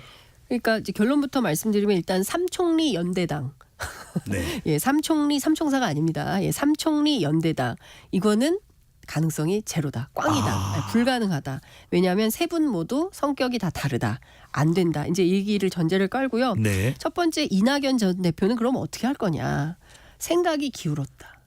네, 그러니까 나갈 가능성이 없었는데 있을 수도 있다. 근데 윤영찬 의원 같은 경우에는 무슨 뭐 실제로 실무적으로 신당 창당을 위한 준비가 진행되는 것도 아니고 구체적인 것도 아니다. 그냥 화가 많이 나셔서 이렇게 얘기하시는 거다 정도로 이제 설명을 하고 있는데 시사저널 보도에 따르면 실무진들한테 신당 창당 작업을 시키고 있다라는 것이고요.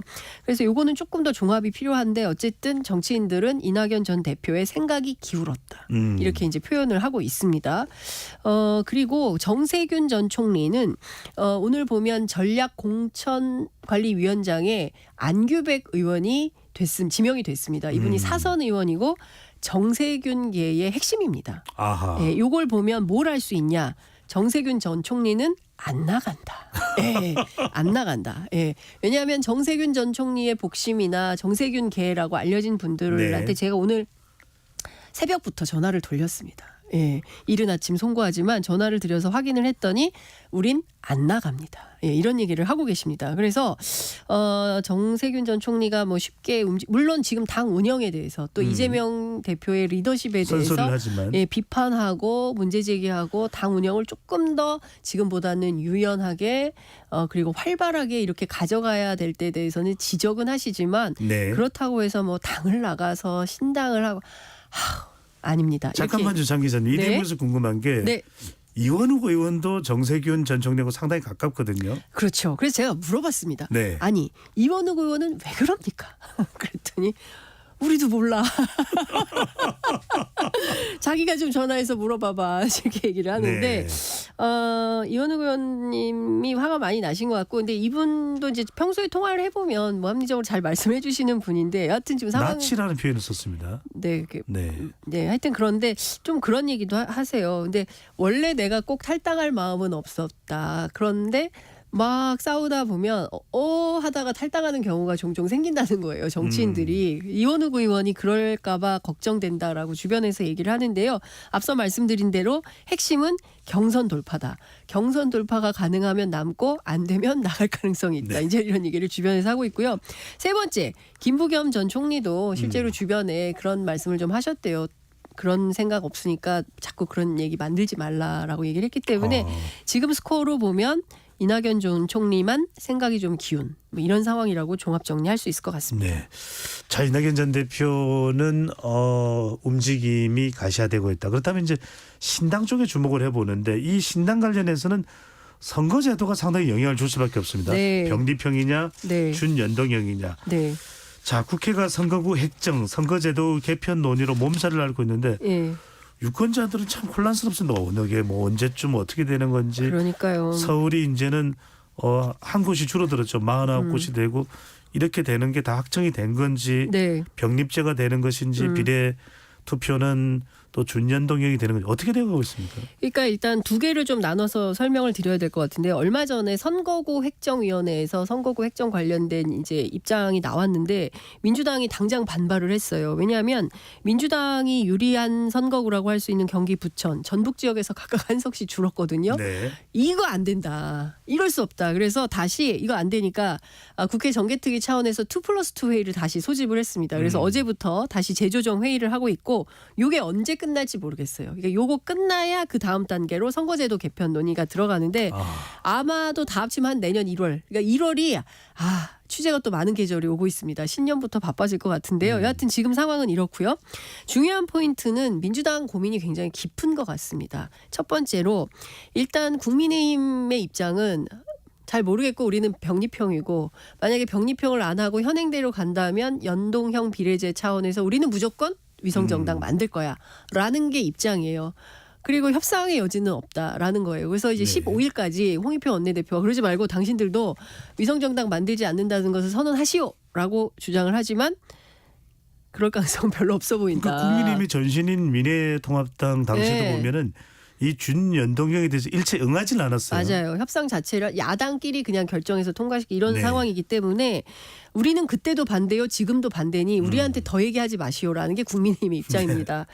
대화가 안 되죠. 지금 이런 상황. 공은 그러면 이제 민주당으로 넘어가는 이런 상황인 건데 그러니까 이제 고민이 깊어요. 자, 우리가 이제 그렇게 해가지고 막 연동형 비례제 해놨잖아요. 그리고 지난 대선에서 이재명 대표가 약속도 했습니다. 연동형 비례제. 근데 지금 이렇게 계산을 해보면 위성정당 안 만들고 연동형 비례제를 받고 그냥 갔을 때 마이너스 25라는 거예요. 그러니까 이거는 현실적으로 우리가 받을 수가 없다 이런 거고 또 하나 한 뎁스 더 들어가서 그래서 진짜 속마음은 뭡니까? 그랬더니 이 얘기를 해주더라고요. 지금 보면 국민의힘은 네. 위성정당 만들죠. 그리고 이준석 신당 나오죠. 그럼 이준석 신당이 지금 보면은 최소 7% 이상은 나온다는 거예요. 그러니까 중요한 거는 연동형 그러니까 그 권역별 비례제를 깔고 연동형으로 할 건지 병립형으로 할 건지 요걸 좀 정해야 되는데 예컨대 지역별로 비례제를 만약에 한다면 3% 이상이 돼야 의석을 하나 받을 수 있는데 죄송합니다만 보수 진보 쪽에는 정의당, 진보당, 용해인신당, 사회민주당, 열린민주당, 송영길당, 조국당, 이낙연당 다 각자 하면은 다 3% 미만이라는 거죠. 그럼 다 합쳐도 한 7개? 이걸로 되겠냐 돌파가. 그럼 의석 자체가 없을 수도 있으니까. 그렇죠. 그리고 7% 이상으로 만약 권역별로 나누면 7% 이상이어야 한석이 되는 건데 네. 이러면 더 어려워진다라는 아하. 얘기가 나오는 거예요. 근데 반면 이준석 신당은 최소한 15% 이상 나올 거라고 예상을 하고 있지 않습니까? 그리고 위성정당 만들면 이제 국민의힘 다시 정당이 되는 거니까 이러면 상대적으로 보수 진영에 유리하고 진보 진영에 불리한 싸움인데 이거 어떻게 해야 되냐. 근데 당장 시민사회는 세게 반발을 하고 있고 만약에 연동형 비례제로 가지 않으면 뭐 심판하겠다 이러고 있는 거잖아요. 그러니까 지금 당장 결론을 못 내고 있는데 실제로 민주당 그 정개특위 위원들 이렇게 살살 여쭤보면은 그냥 일단 권역별 비례제 하고 여기서 병립형으로 한 다음에 석패율제를 도입하면 어떻게 좀 돌파가 되지 않을까 이게 좀 계산을 좀 해볼까요? 이러고 있어요. 참 이것도 선거제가 어떻게 되느냐에 따라서 정당 간의 이익이 다르다 보니까 그래서 일각에서 하는 이야기가 도대체 국민들을 위한 선거제는 뭐냐. 그러니까요. 근데 사실은 원래 이게 역사가 깊지 않습니까? 헌법재판소를 통해서 표의 등가성 그리고 아니 제가 맨날 하는 얘기가 이거예요. 평범한 직장인들은 누가 대변합니까? 예, 뭐 재벌들 법인세 깎아주고 뭐 이런 거 하는데 평범한 직장인들, 중소상공인들, 자영업자들 정말 사느라 하루하루가 버겁고 점심 한 그릇 먹기가 어렵잖아요. 물가가 너무 비싸서. 네. 돈 10,000원으로 살 게 없어요. 근데 우리를 대변해 주는 사람이 없어요. 이런 분들 들어가려면 사실은 연동형 비례제로 해서 다양한 층위에 있는 분들이 정당 만들어서 정말 그 무지갯빛 정치가 필요한 시대이긴 합니다. 근데 이렇게 병립형으로 돌아가면 양당 둘이 딱 갈라서 해먹는 구도가 되는 거예요. 네. 87년 체제를 넘기 위한 우리 정치권의 깊은 고민을 기대해 봅니다. 그래도 여러분들을 대변하는 방송은 있습니다. 네, 배종찬의 시사본부가 있습니다. 네. 네. 구독, 좋아요, 알림 설정. 네. 아 이런 거 자제시켰는데. 네, 자발적으로 하게 됩니다. 네, 송구합니다.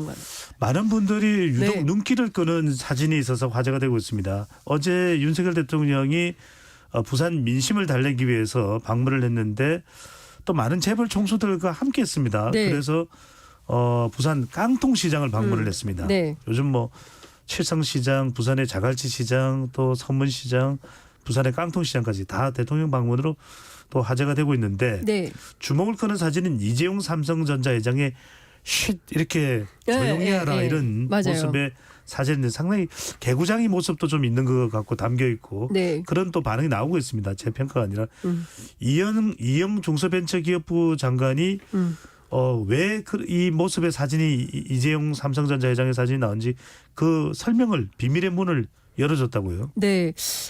그에 앞서서 그 떡볶이 먹방도 화제가 됐었잖아요. 이날 현장에서 이재용 회장의 사진도 화제가 됐지만 그 떡볶이 대통령과 이제 재벌 총수들이 긴 젓가락으로 떡볶이 드시는 장면이 이제 화제가 됐었는데 보통은 포크로 많이 먹는 것 같긴 한데. 포크다 아니면 이쑤시개가 살짝 긴 거. 뭐 이래서 제가 이제 그 문제를 이제 다른 방송에서 말씀드렸는데 뭐 확인 요청이 필요해서 제가 오늘 오전 6시 37분에 민주당의 부산 중영도구 지역위원장인 박영미 위원장 통해서 그 현장 확인을 좀 부탁드렸어요. 또 취재를 했네요. 또 취재를 했어요. 그랬더니 이 부분은 부산에 그 어떤 특정한 상호가 있는 분이요. 제가 뭐 상호는 설명드리지 않겠지만 그 집만 그 빨간 긴 젓가락을 쓴다고 해요. 다른 집들은 그냥 그 포크를 쓰는데 포크나 뭐 이쑤시개를 쓰는데 그래서 어쨌든 좀 특이한 장면이었다라는 설명을 좀 드리면서 이영 장관이 어떤 얘기를 했냐면 사실 우리 국민들이 119대 29라는 좀 너무 이해할 수 없는 성적표를 받아서 부산 엑스포에 대해서 굉장히 실망감을 갖고 있고 특히 이제 부산 시민들 같은 경우는 더 헛헛한 마음을 갖고 계신데 이게 떡볶이 먹방 한다고 해서 이게 풀릴 거냐 이제 이런 고민이 있었어요. 그런데 그 와중에 이제 현장 얘기를 들어보니까 이랬다는 거예요. 윤석열 막 이렇게 환호하고 대통령을 연호했군요. 네, 대통령을 연호하면서 분위기가 막 모아지는데 그중에 어떤 상인분들이 이재용이 이랬던 겁니다. 예, 네, 그러니까 날 띄우지는 마시고요 이런 거네요. 그렇죠. 그러니까 이재용 회장 입장에서는 대통령 계신데 내 이름 나오면 안 되잖아요. 그래서 하지 마세요. 뭐 이제 이런 현장이었다라고 이제 설명을 해주고 계십니다. 근데 그 저희 기자들 입장에서 보자면 대통령 심기 경호가 그렇게 중요했나? 뭐 이런 질문을 좀 드려봅니다. 네, 저는 문득 그런 생각이 들었습니다. 네. 이재용 회장이 평소에 떡볶이를 잘 드실 기회가 없었나? 네. 너무 맛있게 먹고 더 달라고 상점 주인에게 네. 가게 주인에게 더 주세요. 네, 저도 먹고 싶네요. 끝나고 떡볶이를. 네. 자, 오늘 말씀 여기까지 듣겠습니다. 지금까지 장윤선 기자와 함께했습니다. 잘 들었습니다. 네, 감사합니다.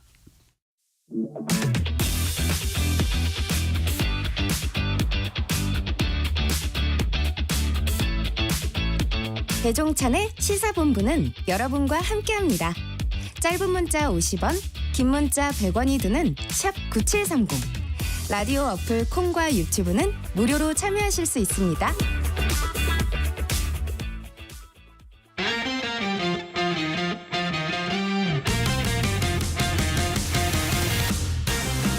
한 주간의 스포츠 소식 KBS 스포츠국 정현호 PD와 함께합니다. 어서 오십시오. 네, 안녕하십니까. 네, 스포츠는 정현호 PD와 함께하면 다 그냥 궁금증이 해결돼요. 어느 정도는 해결을 드릴 수 있습니다.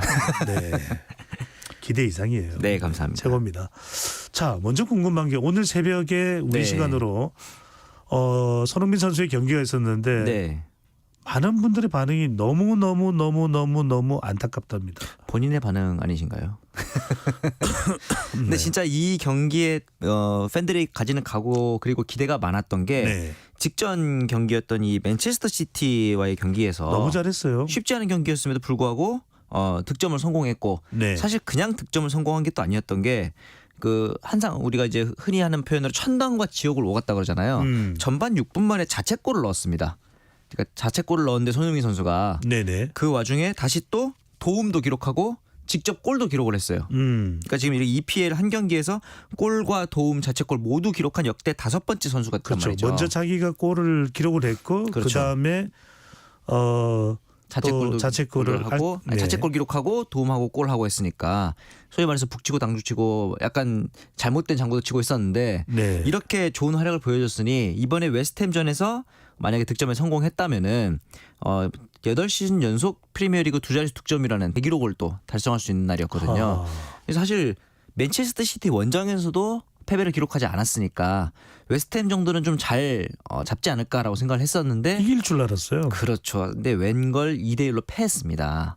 그러면서 이제 팬들에 대한 것도 팬들의 그 실망감도 있겠지만은 사실은 지금 포스테코글로 감독이 제일 아쉬운 부분이 수비적인 측면 그리고 선수들의 부상 때문에 지금 골머리가 많거든요. 오늘 하필이면 또 이제 미드필드에서 중요한 역할을 해주는 호드리고 벤탄쿠르 선수가 또 태클을 당해서 시즌 아웃 당했습니다.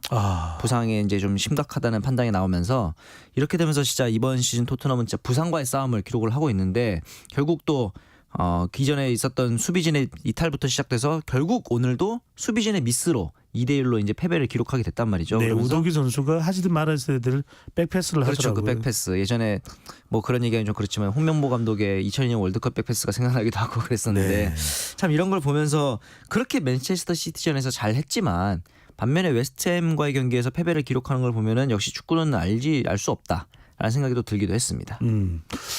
뭐 글쎄 이제 아주 기술적인 부분까지 우리가 굳이 짚어볼 필요가 있을지는 모르겠습니다만 좀 토트넘이 정비해야 되겠다. 처음에는 10경기 무패를 기록하면서 올해 이제 내년까지 이어지는 리그에서의 우승까지도 점쳐지기도 했는데 어떤 점이 가장 빨리 보완이 되죠? 아까 수비 말씀을 하셨습니다만. 네네. 사실 이 수비의 문제가 시작된 이유가 지난 그 첼시와의 경기에서 어떻게 보면은 그 라인을 굉장히 높게 끌어올리면서 아무리 수적인 열세, 수비진의 열세가 있음에도 불구하고 맞불을 놔서 성공했던 그 기억이 제가 보기에는 지금 포스테코글루 감독을 좀 지배하고 있는 것 같아요. 닭공 전략이죠. 네네. 근데 이게 닭공 전략이 한두 번이면은 좀 먹힐 수 있는데 계속해서 똑같이 우리 팀의 상황이나 상대팀의 전술을 반영하지 않고 닭공으로만 밀어붙이고 있으니까 팬들 입장에서는 이게 한두 번 정도는 화끈하다고 생각을 하지만 팬들 입장에서는 화끈하게 지는 것보다는 애매하게 이기는 걸 좋아하지 않겠습니까? 그럼요. 지금 그런 상황인 것 같아서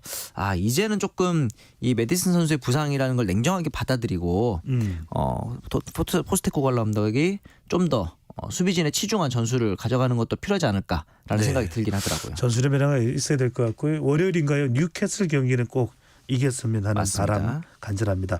황희찬 선수가 맹활약입니다. 그렇죠. 지금 황희찬 선수는 이제 몰버햄튼의 아이콘이다라고 봐도 과언이 아닌 게 일단 10월 이달에 선수 수상을 했었잖아요. 네. 그리고 지난 6일에 열렸던 번리와의 15라운드 경기에서도 1대0 승리해서 득점을 기록을 했습니다. 네. 지금 이제 황희찬 선수가 특히 이제 울버햄튼 팬들이 좋아하는 이유는 홈 7경기에서 6골을 기록을 했어요. 기록이죠? 그렇죠. 이게 이렇게 되면서 홈에서 7경기 6골을 기록하면서 당연히 최우수 선수도 기록을 하기도 했고 기본적으로 팬들 입장에서는 홈 경기에서 득점을 해주는 선수를 더 좋아할 수밖에 없잖아요. 네. 이런 부분에 있어서 굉장히 팬들의 성원이 높아질 수밖에 없습니다. 조규성 선수 또 덴마크 리그에 뛰고 있죠. 오영규 선수. 네. 두 선수도 대단해요, 활약이요. 조규성 선수도 득점을 기록했고 지금 클린스만호에서는 조규성 선수가 주전이죠. 그런데 오현규 선수가 이제 지난 에버딘전에서 멀티골을 또 기록을 했습니다. 사실은 이 오현규 선수의 선전이 굉장히 의미가 어떤 점에서 있냐면은 최근에 황의조 선수가 좀 좋지 않은 이슈로 인해서 국가대표팀 발탁에서 이제 불가한 상황이 됐잖아요. 네. 그러면서 이제 조규성 선수의 백업 혹은 이제 로테이션 역할을 해줄 선수가 필요한 상황이 됐는데 이 자리를 지금 오현규 선수가 굉장히 페이스를 잘 끌어올리고 있단 말이죠. 이러면서 클린스만 감독은 주전 기용에 관련해서 어떻게 보면은 조규성 선수가 소속팀도 괜찮긴 하지만 최근 국가대표에서 보여준 모습이 그렇게 만족스럽지는 않았어요. 그렇기 때문에 로테이션 혹은 그 이상의 기분 좋은 고민을 할 수 있을 것 같기도 합니다. 네. 자, 공백이 되는 황의조 선수의 대안이 오영규 선수가 될 수도 있다. 그렇죠. 이런 분석을 또 정현우 PD가 해주셨는데 네네. 그럼에도 불구하고 아시안컵 우리가 이제 수십 년 만에 우승을 해야 되는 상황인데 네네. 클린스만 감독이 황의조 선수 공백도 보완하고 우리 국가대표팀 전력을 좀 정비할 수 있는 그런 선수 기용에 대한 구상 뭐가 있을까요? 앞서 말씀드린 것처럼 오현규 선수를 좀 적극적으로 활용하는 방안도 있을 것이고 손흥민 선수, 황희찬 선수 지금 다들 폼이 너무 좋으니까 저는 공격진에 대한 걱정은 없을 거라고 봐요. 여기다 이강인 선수도 있잖아요. 근데 한 가지 걱정은 좌우 풀백. 지금 이제 이기재 선수와 김태환 선수가 보여주는 폼이 그렇게 썩 만족스럽진 않을 수도 있고 여기다 이제 김민재 선수의 파트너로 정승현 선수를 최근 많이 기용을 하고 있지만 네. 커맨더형의 유형이 필요하다 봤을 때는 김영권 선수를 기용할 것이냐. 좀 더 경험이 많은 선수니까 이런 부분들에 대한 고민도 있을 수 있고. 그러니까 김영건 선수가 지금 올해 K리그 MVP인가요? 맞습니다. 김영건 선수를 기용을 할 만도 한데 주저하는 이유는 뭘까요? 아무래도 세대 교체 차원이 제일 클 것으로 보이고 하지만 이제는 대회잖아요. 이제는 조금 더 폼이 좋은 클래스가 좋은 선수를 기용할 것으로 봐서 아마도 아시안컵을 앞두고 이제 클린스만 감독이 어떤 결정을 내릴지 이 부분도 좀 기대가 됩니다. 네. 그래도 월드컵 등에서 큰 경기에서는 골을 기록해주는 김영건 선수. 그러니까 말이에요. 네, 그 역할도 한번 좀 기대를 해보고요. 자, 그래서 K리그로 가봅니다. K리그 이제 막판 혈전입니다. 승격하느냐 강등되느냐 놓고 승강 플레이오프가 한참입니다. 처절한 승부가 나오고 있는데 부산 아이파크, 수원 FC 지금 우리가 축구에 좀 관심 없는 분들은 그 팀들은 1부 리그 아니야 생각하실 텐데 아닙니다. 챌린지 리그 있는데 자 부산 아이파크, 수원 FC, 김포 FC와 강원 FC 격돌하고 있는데 누가 남을 가능성이 높을까요? 우선 배경 설명을 드리자면 수원 FC랑 강원 FC는 K리그 1 소속이고 부산 아이파크랑 김포 FC가 K리그 K2 리그 소속인데 그렇죠. K2 리그 소속 팀들이 훨씬 유리한, 그러니까 훨씬까지는 아니면 모르겠지만 꽤 유리한 상황입니다. 왜냐하면은 앞서 열린 경기에서 부산 아이파크와 수원 FC의 경기가 있었는데 부산 아이파크가 승리를 거뒀고요. 강원 FC랑 김포 FC 경기에서는 무승부가 있었습니다. 이제 원정 다득점이 없어진 상황이기 때문에 뒤에 경기에서 부산 아이파크 같은 경우는 비기기만 해도 진출을 할 수 있는 상황이고 김포 FC 같은 경우도 이제 어느 정도 K2 리그라는 점을 감안했을 때는 꽤 좋은 성적을 거뒀다 볼 수 있는데 부산 아이파크와 수원 FC 경기부터 보시면은 이날 경기는 진짜 냉정하게 말하자면은 이승우 선수가 좀 이런 표현을 해도 될지 모르겠지만 다 망친 경기였어요. 그래요. 이 정도로 제가 말씀을 드리는 게 좀 왜 그러냐면은 수원 FC가 1대0으로 이기고 있었습니다. 그런데 후반 31분에 이승우 선수가 교체 투입으로 그라운드에 들어갔어요. 그리고 들어가자마자 얼마 안 돼서 부산의 최준 선수랑 신경전 벌이다 경고를 받습니다. 그리고 나서 얼마 되지도 않은 상황이었죠. 후반 35분 불과 4분 만에 이승기 선수를 수비하다가 페널티킥을 내줬어요. 그러니까 이제 4분 그리고 나서 또 경고를 받습니다. 그러니까 들어간 지 4분 만에 퇴장을 당한 거예요. 그러니까 당연히 수원 FC 입장에서는 교체 투입된 선수가 4분 만에 퇴장당해서 동점골 내주고 페널티킥으로 경기 막판에 또 페널티킥을 내주면서 갑자기 역전패를 당했단 말이죠. 이 부분에 있어서는 진짜 수원 FC 입장에서는 너무나도 뼈아픈 경기력이 될 수밖에 없는 거고 보통은 교체 들어간 선수가 히든 카드로 그렇죠. 경기에 쐐기골을 넣는다든지 반전이나 아니면 경기를 마무리하는 역할들을 많이 기대를 하는데 그죠. 사실은 수원 FC가 이기고 있었기 때문에 그 분위기를 유지만 해줘도 되는 거였거든요. 그리고 이승우 선수가 이번 시즌에 팀 내 최다골입니다. 이 팀 내 최다골 없이 2차전을 상대해야 한다는 점, 부산을 상대한다는 점도 굉장히 좀 쉽지 않을 것 같고 김포 FC와 강원 FC 경기로 넘어가 보자면은 앞서 1차전에서는 0대0으로 끝났습니다. 김포 FC 같은 경우는 이번 시즌에 짠물 수비예요. K리그 2에서 최소 실점의 팀인데 슈팅이 4개밖에 없었습니다. 쉽게 말해서 약간 답답한 축구였는데 김포 FC 입장에서는 지금 K2 리그에서 창단한 지 얼마 되지도 않았고 이번에 올라가게 된다면 사상 첫 K1으로 승격을 하게 됩니다. 당연히 지금 뭐 실리를 앞세울 수밖에 없는 상황이고 자 이렇게 되면은 만약에 2차전도 강원 FC와 수원 FC가 반전을 가져가지 못한다면은 사상 최초로 K2 리그에 있는 세 팀이 모두 K리그 1으로 승격하는 최초의 사례가 될 수도 있겠습니다. 이런 기대가 아마 내일 있을 2차전에서 경기가 기대가 많이 되실 텐데 이 수원 FC와 부산 아이파크의 경기를 내일 오후 2시에 KBS2에서 만나보실 수 있겠습니다. 그렇군요. 좀 축구 팬분들은 과연 어느 팀이 남거나 올라가거나 그럼 수원 FC는 지금 자 내일 경기라고 말씀하셨죠, 그죠? 네네. 내일 경기 결과에 따라서 수원 FC는 어떻게 되는 겁니까? 만약에 내일 이제 무승부 혹은 그 이상의 성적을 거두지 못한다면 K2 리그로 강등이 됩니다. 그러면 이제 라이벌을 만나게 되거든요. 수원 삼성을 만나게 됩니다. 이런 과연 어떻게 될 것인지를 내일 KBS 1에서 이 2시부터 확인하실 수 있는데 이렇게 되면서 그 생각이 들더라고요. 수원 팬들 참 쉽지 않겠다. 수원 삼성도 이미 강등이 된 상황인데 수원 FC까지 강등된다면은 쉽지 않겠다라는 생각이 좀 들었습니다. 네, 수원 삼성, 수원 FC.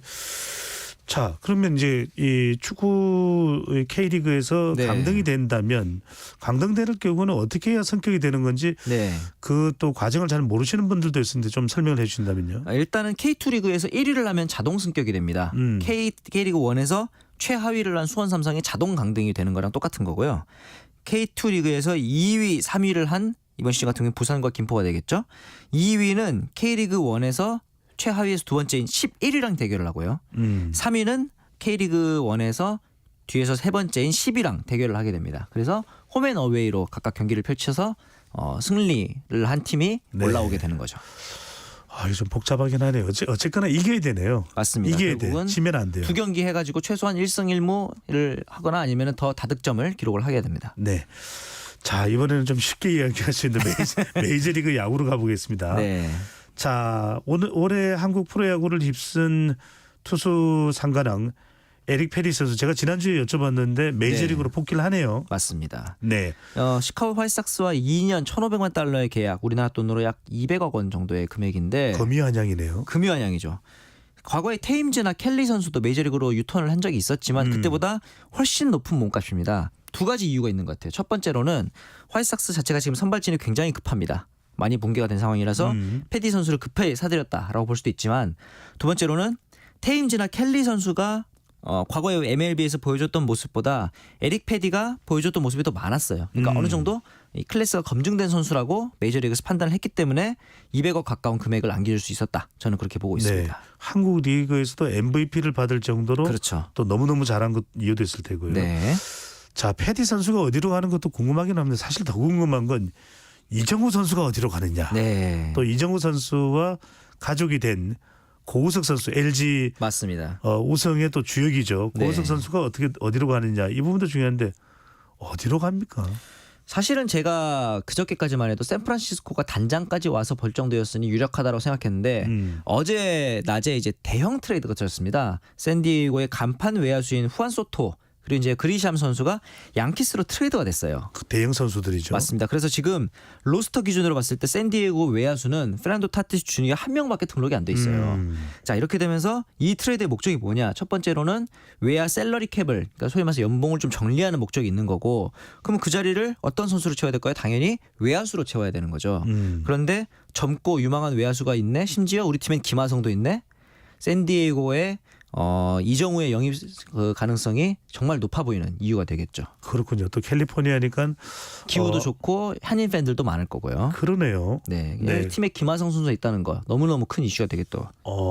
갑자기 샌프란시스코에서 또 샌디에이고 쪽으로 급 반전이 되네요. 그런 상황이기도 합니다. 이렇게 되면서 사실 중요한 거는 샌디에이고가 굉장히 적극적으로 참전한다면은 결국 신나는 건 이정우 선수예요. 몸값이 점점 올라갈 수밖에 없는 상황이고 고우석 선수 어디로 갈까 걱정하시는 분들이 많았는데 네. 생각보다 메이저리그에서 여론이 호의적입니다. 그래요. 심지어 이번에 에이전트가 세인트루이스 측과 미팅을 했다라는 보도도 있었는데 세인트루이스 하면 또 우리나라 투수들의 고향이기도 하거든요. 그렇죠. 오승환 선수, 김광현 선수 있었기 때문에 굉장히 한국인 투수들에 대해서 친화적인 구단이기도 해서 세인트루이스로 3호 메이저리거 탄생하는 거 아닌가 이런 기대감도 지금 많습니다. 네, 세인트루이스로도 갈 가능성이 점쳐지고 있는 고우석 선수. 네. 최종적으로는 그래도 뭐 한 달 내로는 결정이 되겠죠. 맞습니다. 네. 자, 골든글러브를 수상하면서 골드글러브입니다. 네. 골든글러브가 아니라 골드글러브라고 합니다. 미국에서는.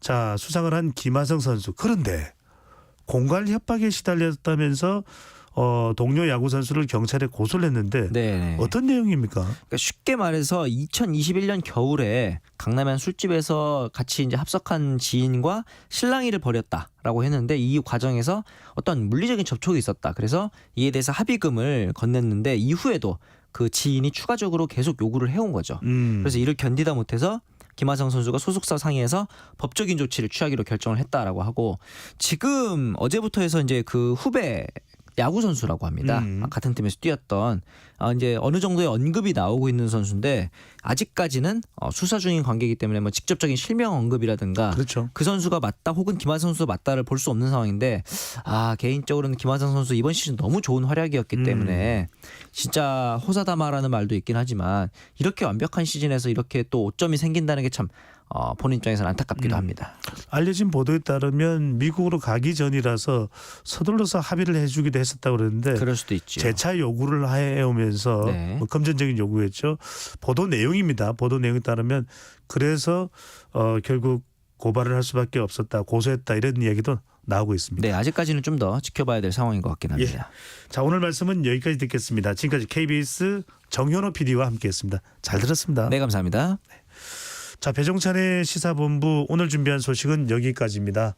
자, 요즘에 날씨 때문에 감기 걸리시는 분들이 참 많습니다. 항상 우리가 겨울의 인사는 감기 조심하십시오라는 건데 뭐 민간요법인지 또는 아니면 검증된 건지 모르겠지만 좀 목을 잘 감싸서 따뜻하게 해주는 것이 상당히 큰 도움이 된다고 합니다. 주말에 추위가 좀 풀린다는 이야기도 있는데 좋은 주말, 행복한 주말 보내시고요. 저는 다음 주 월요일에 다시 돌아오겠습니다.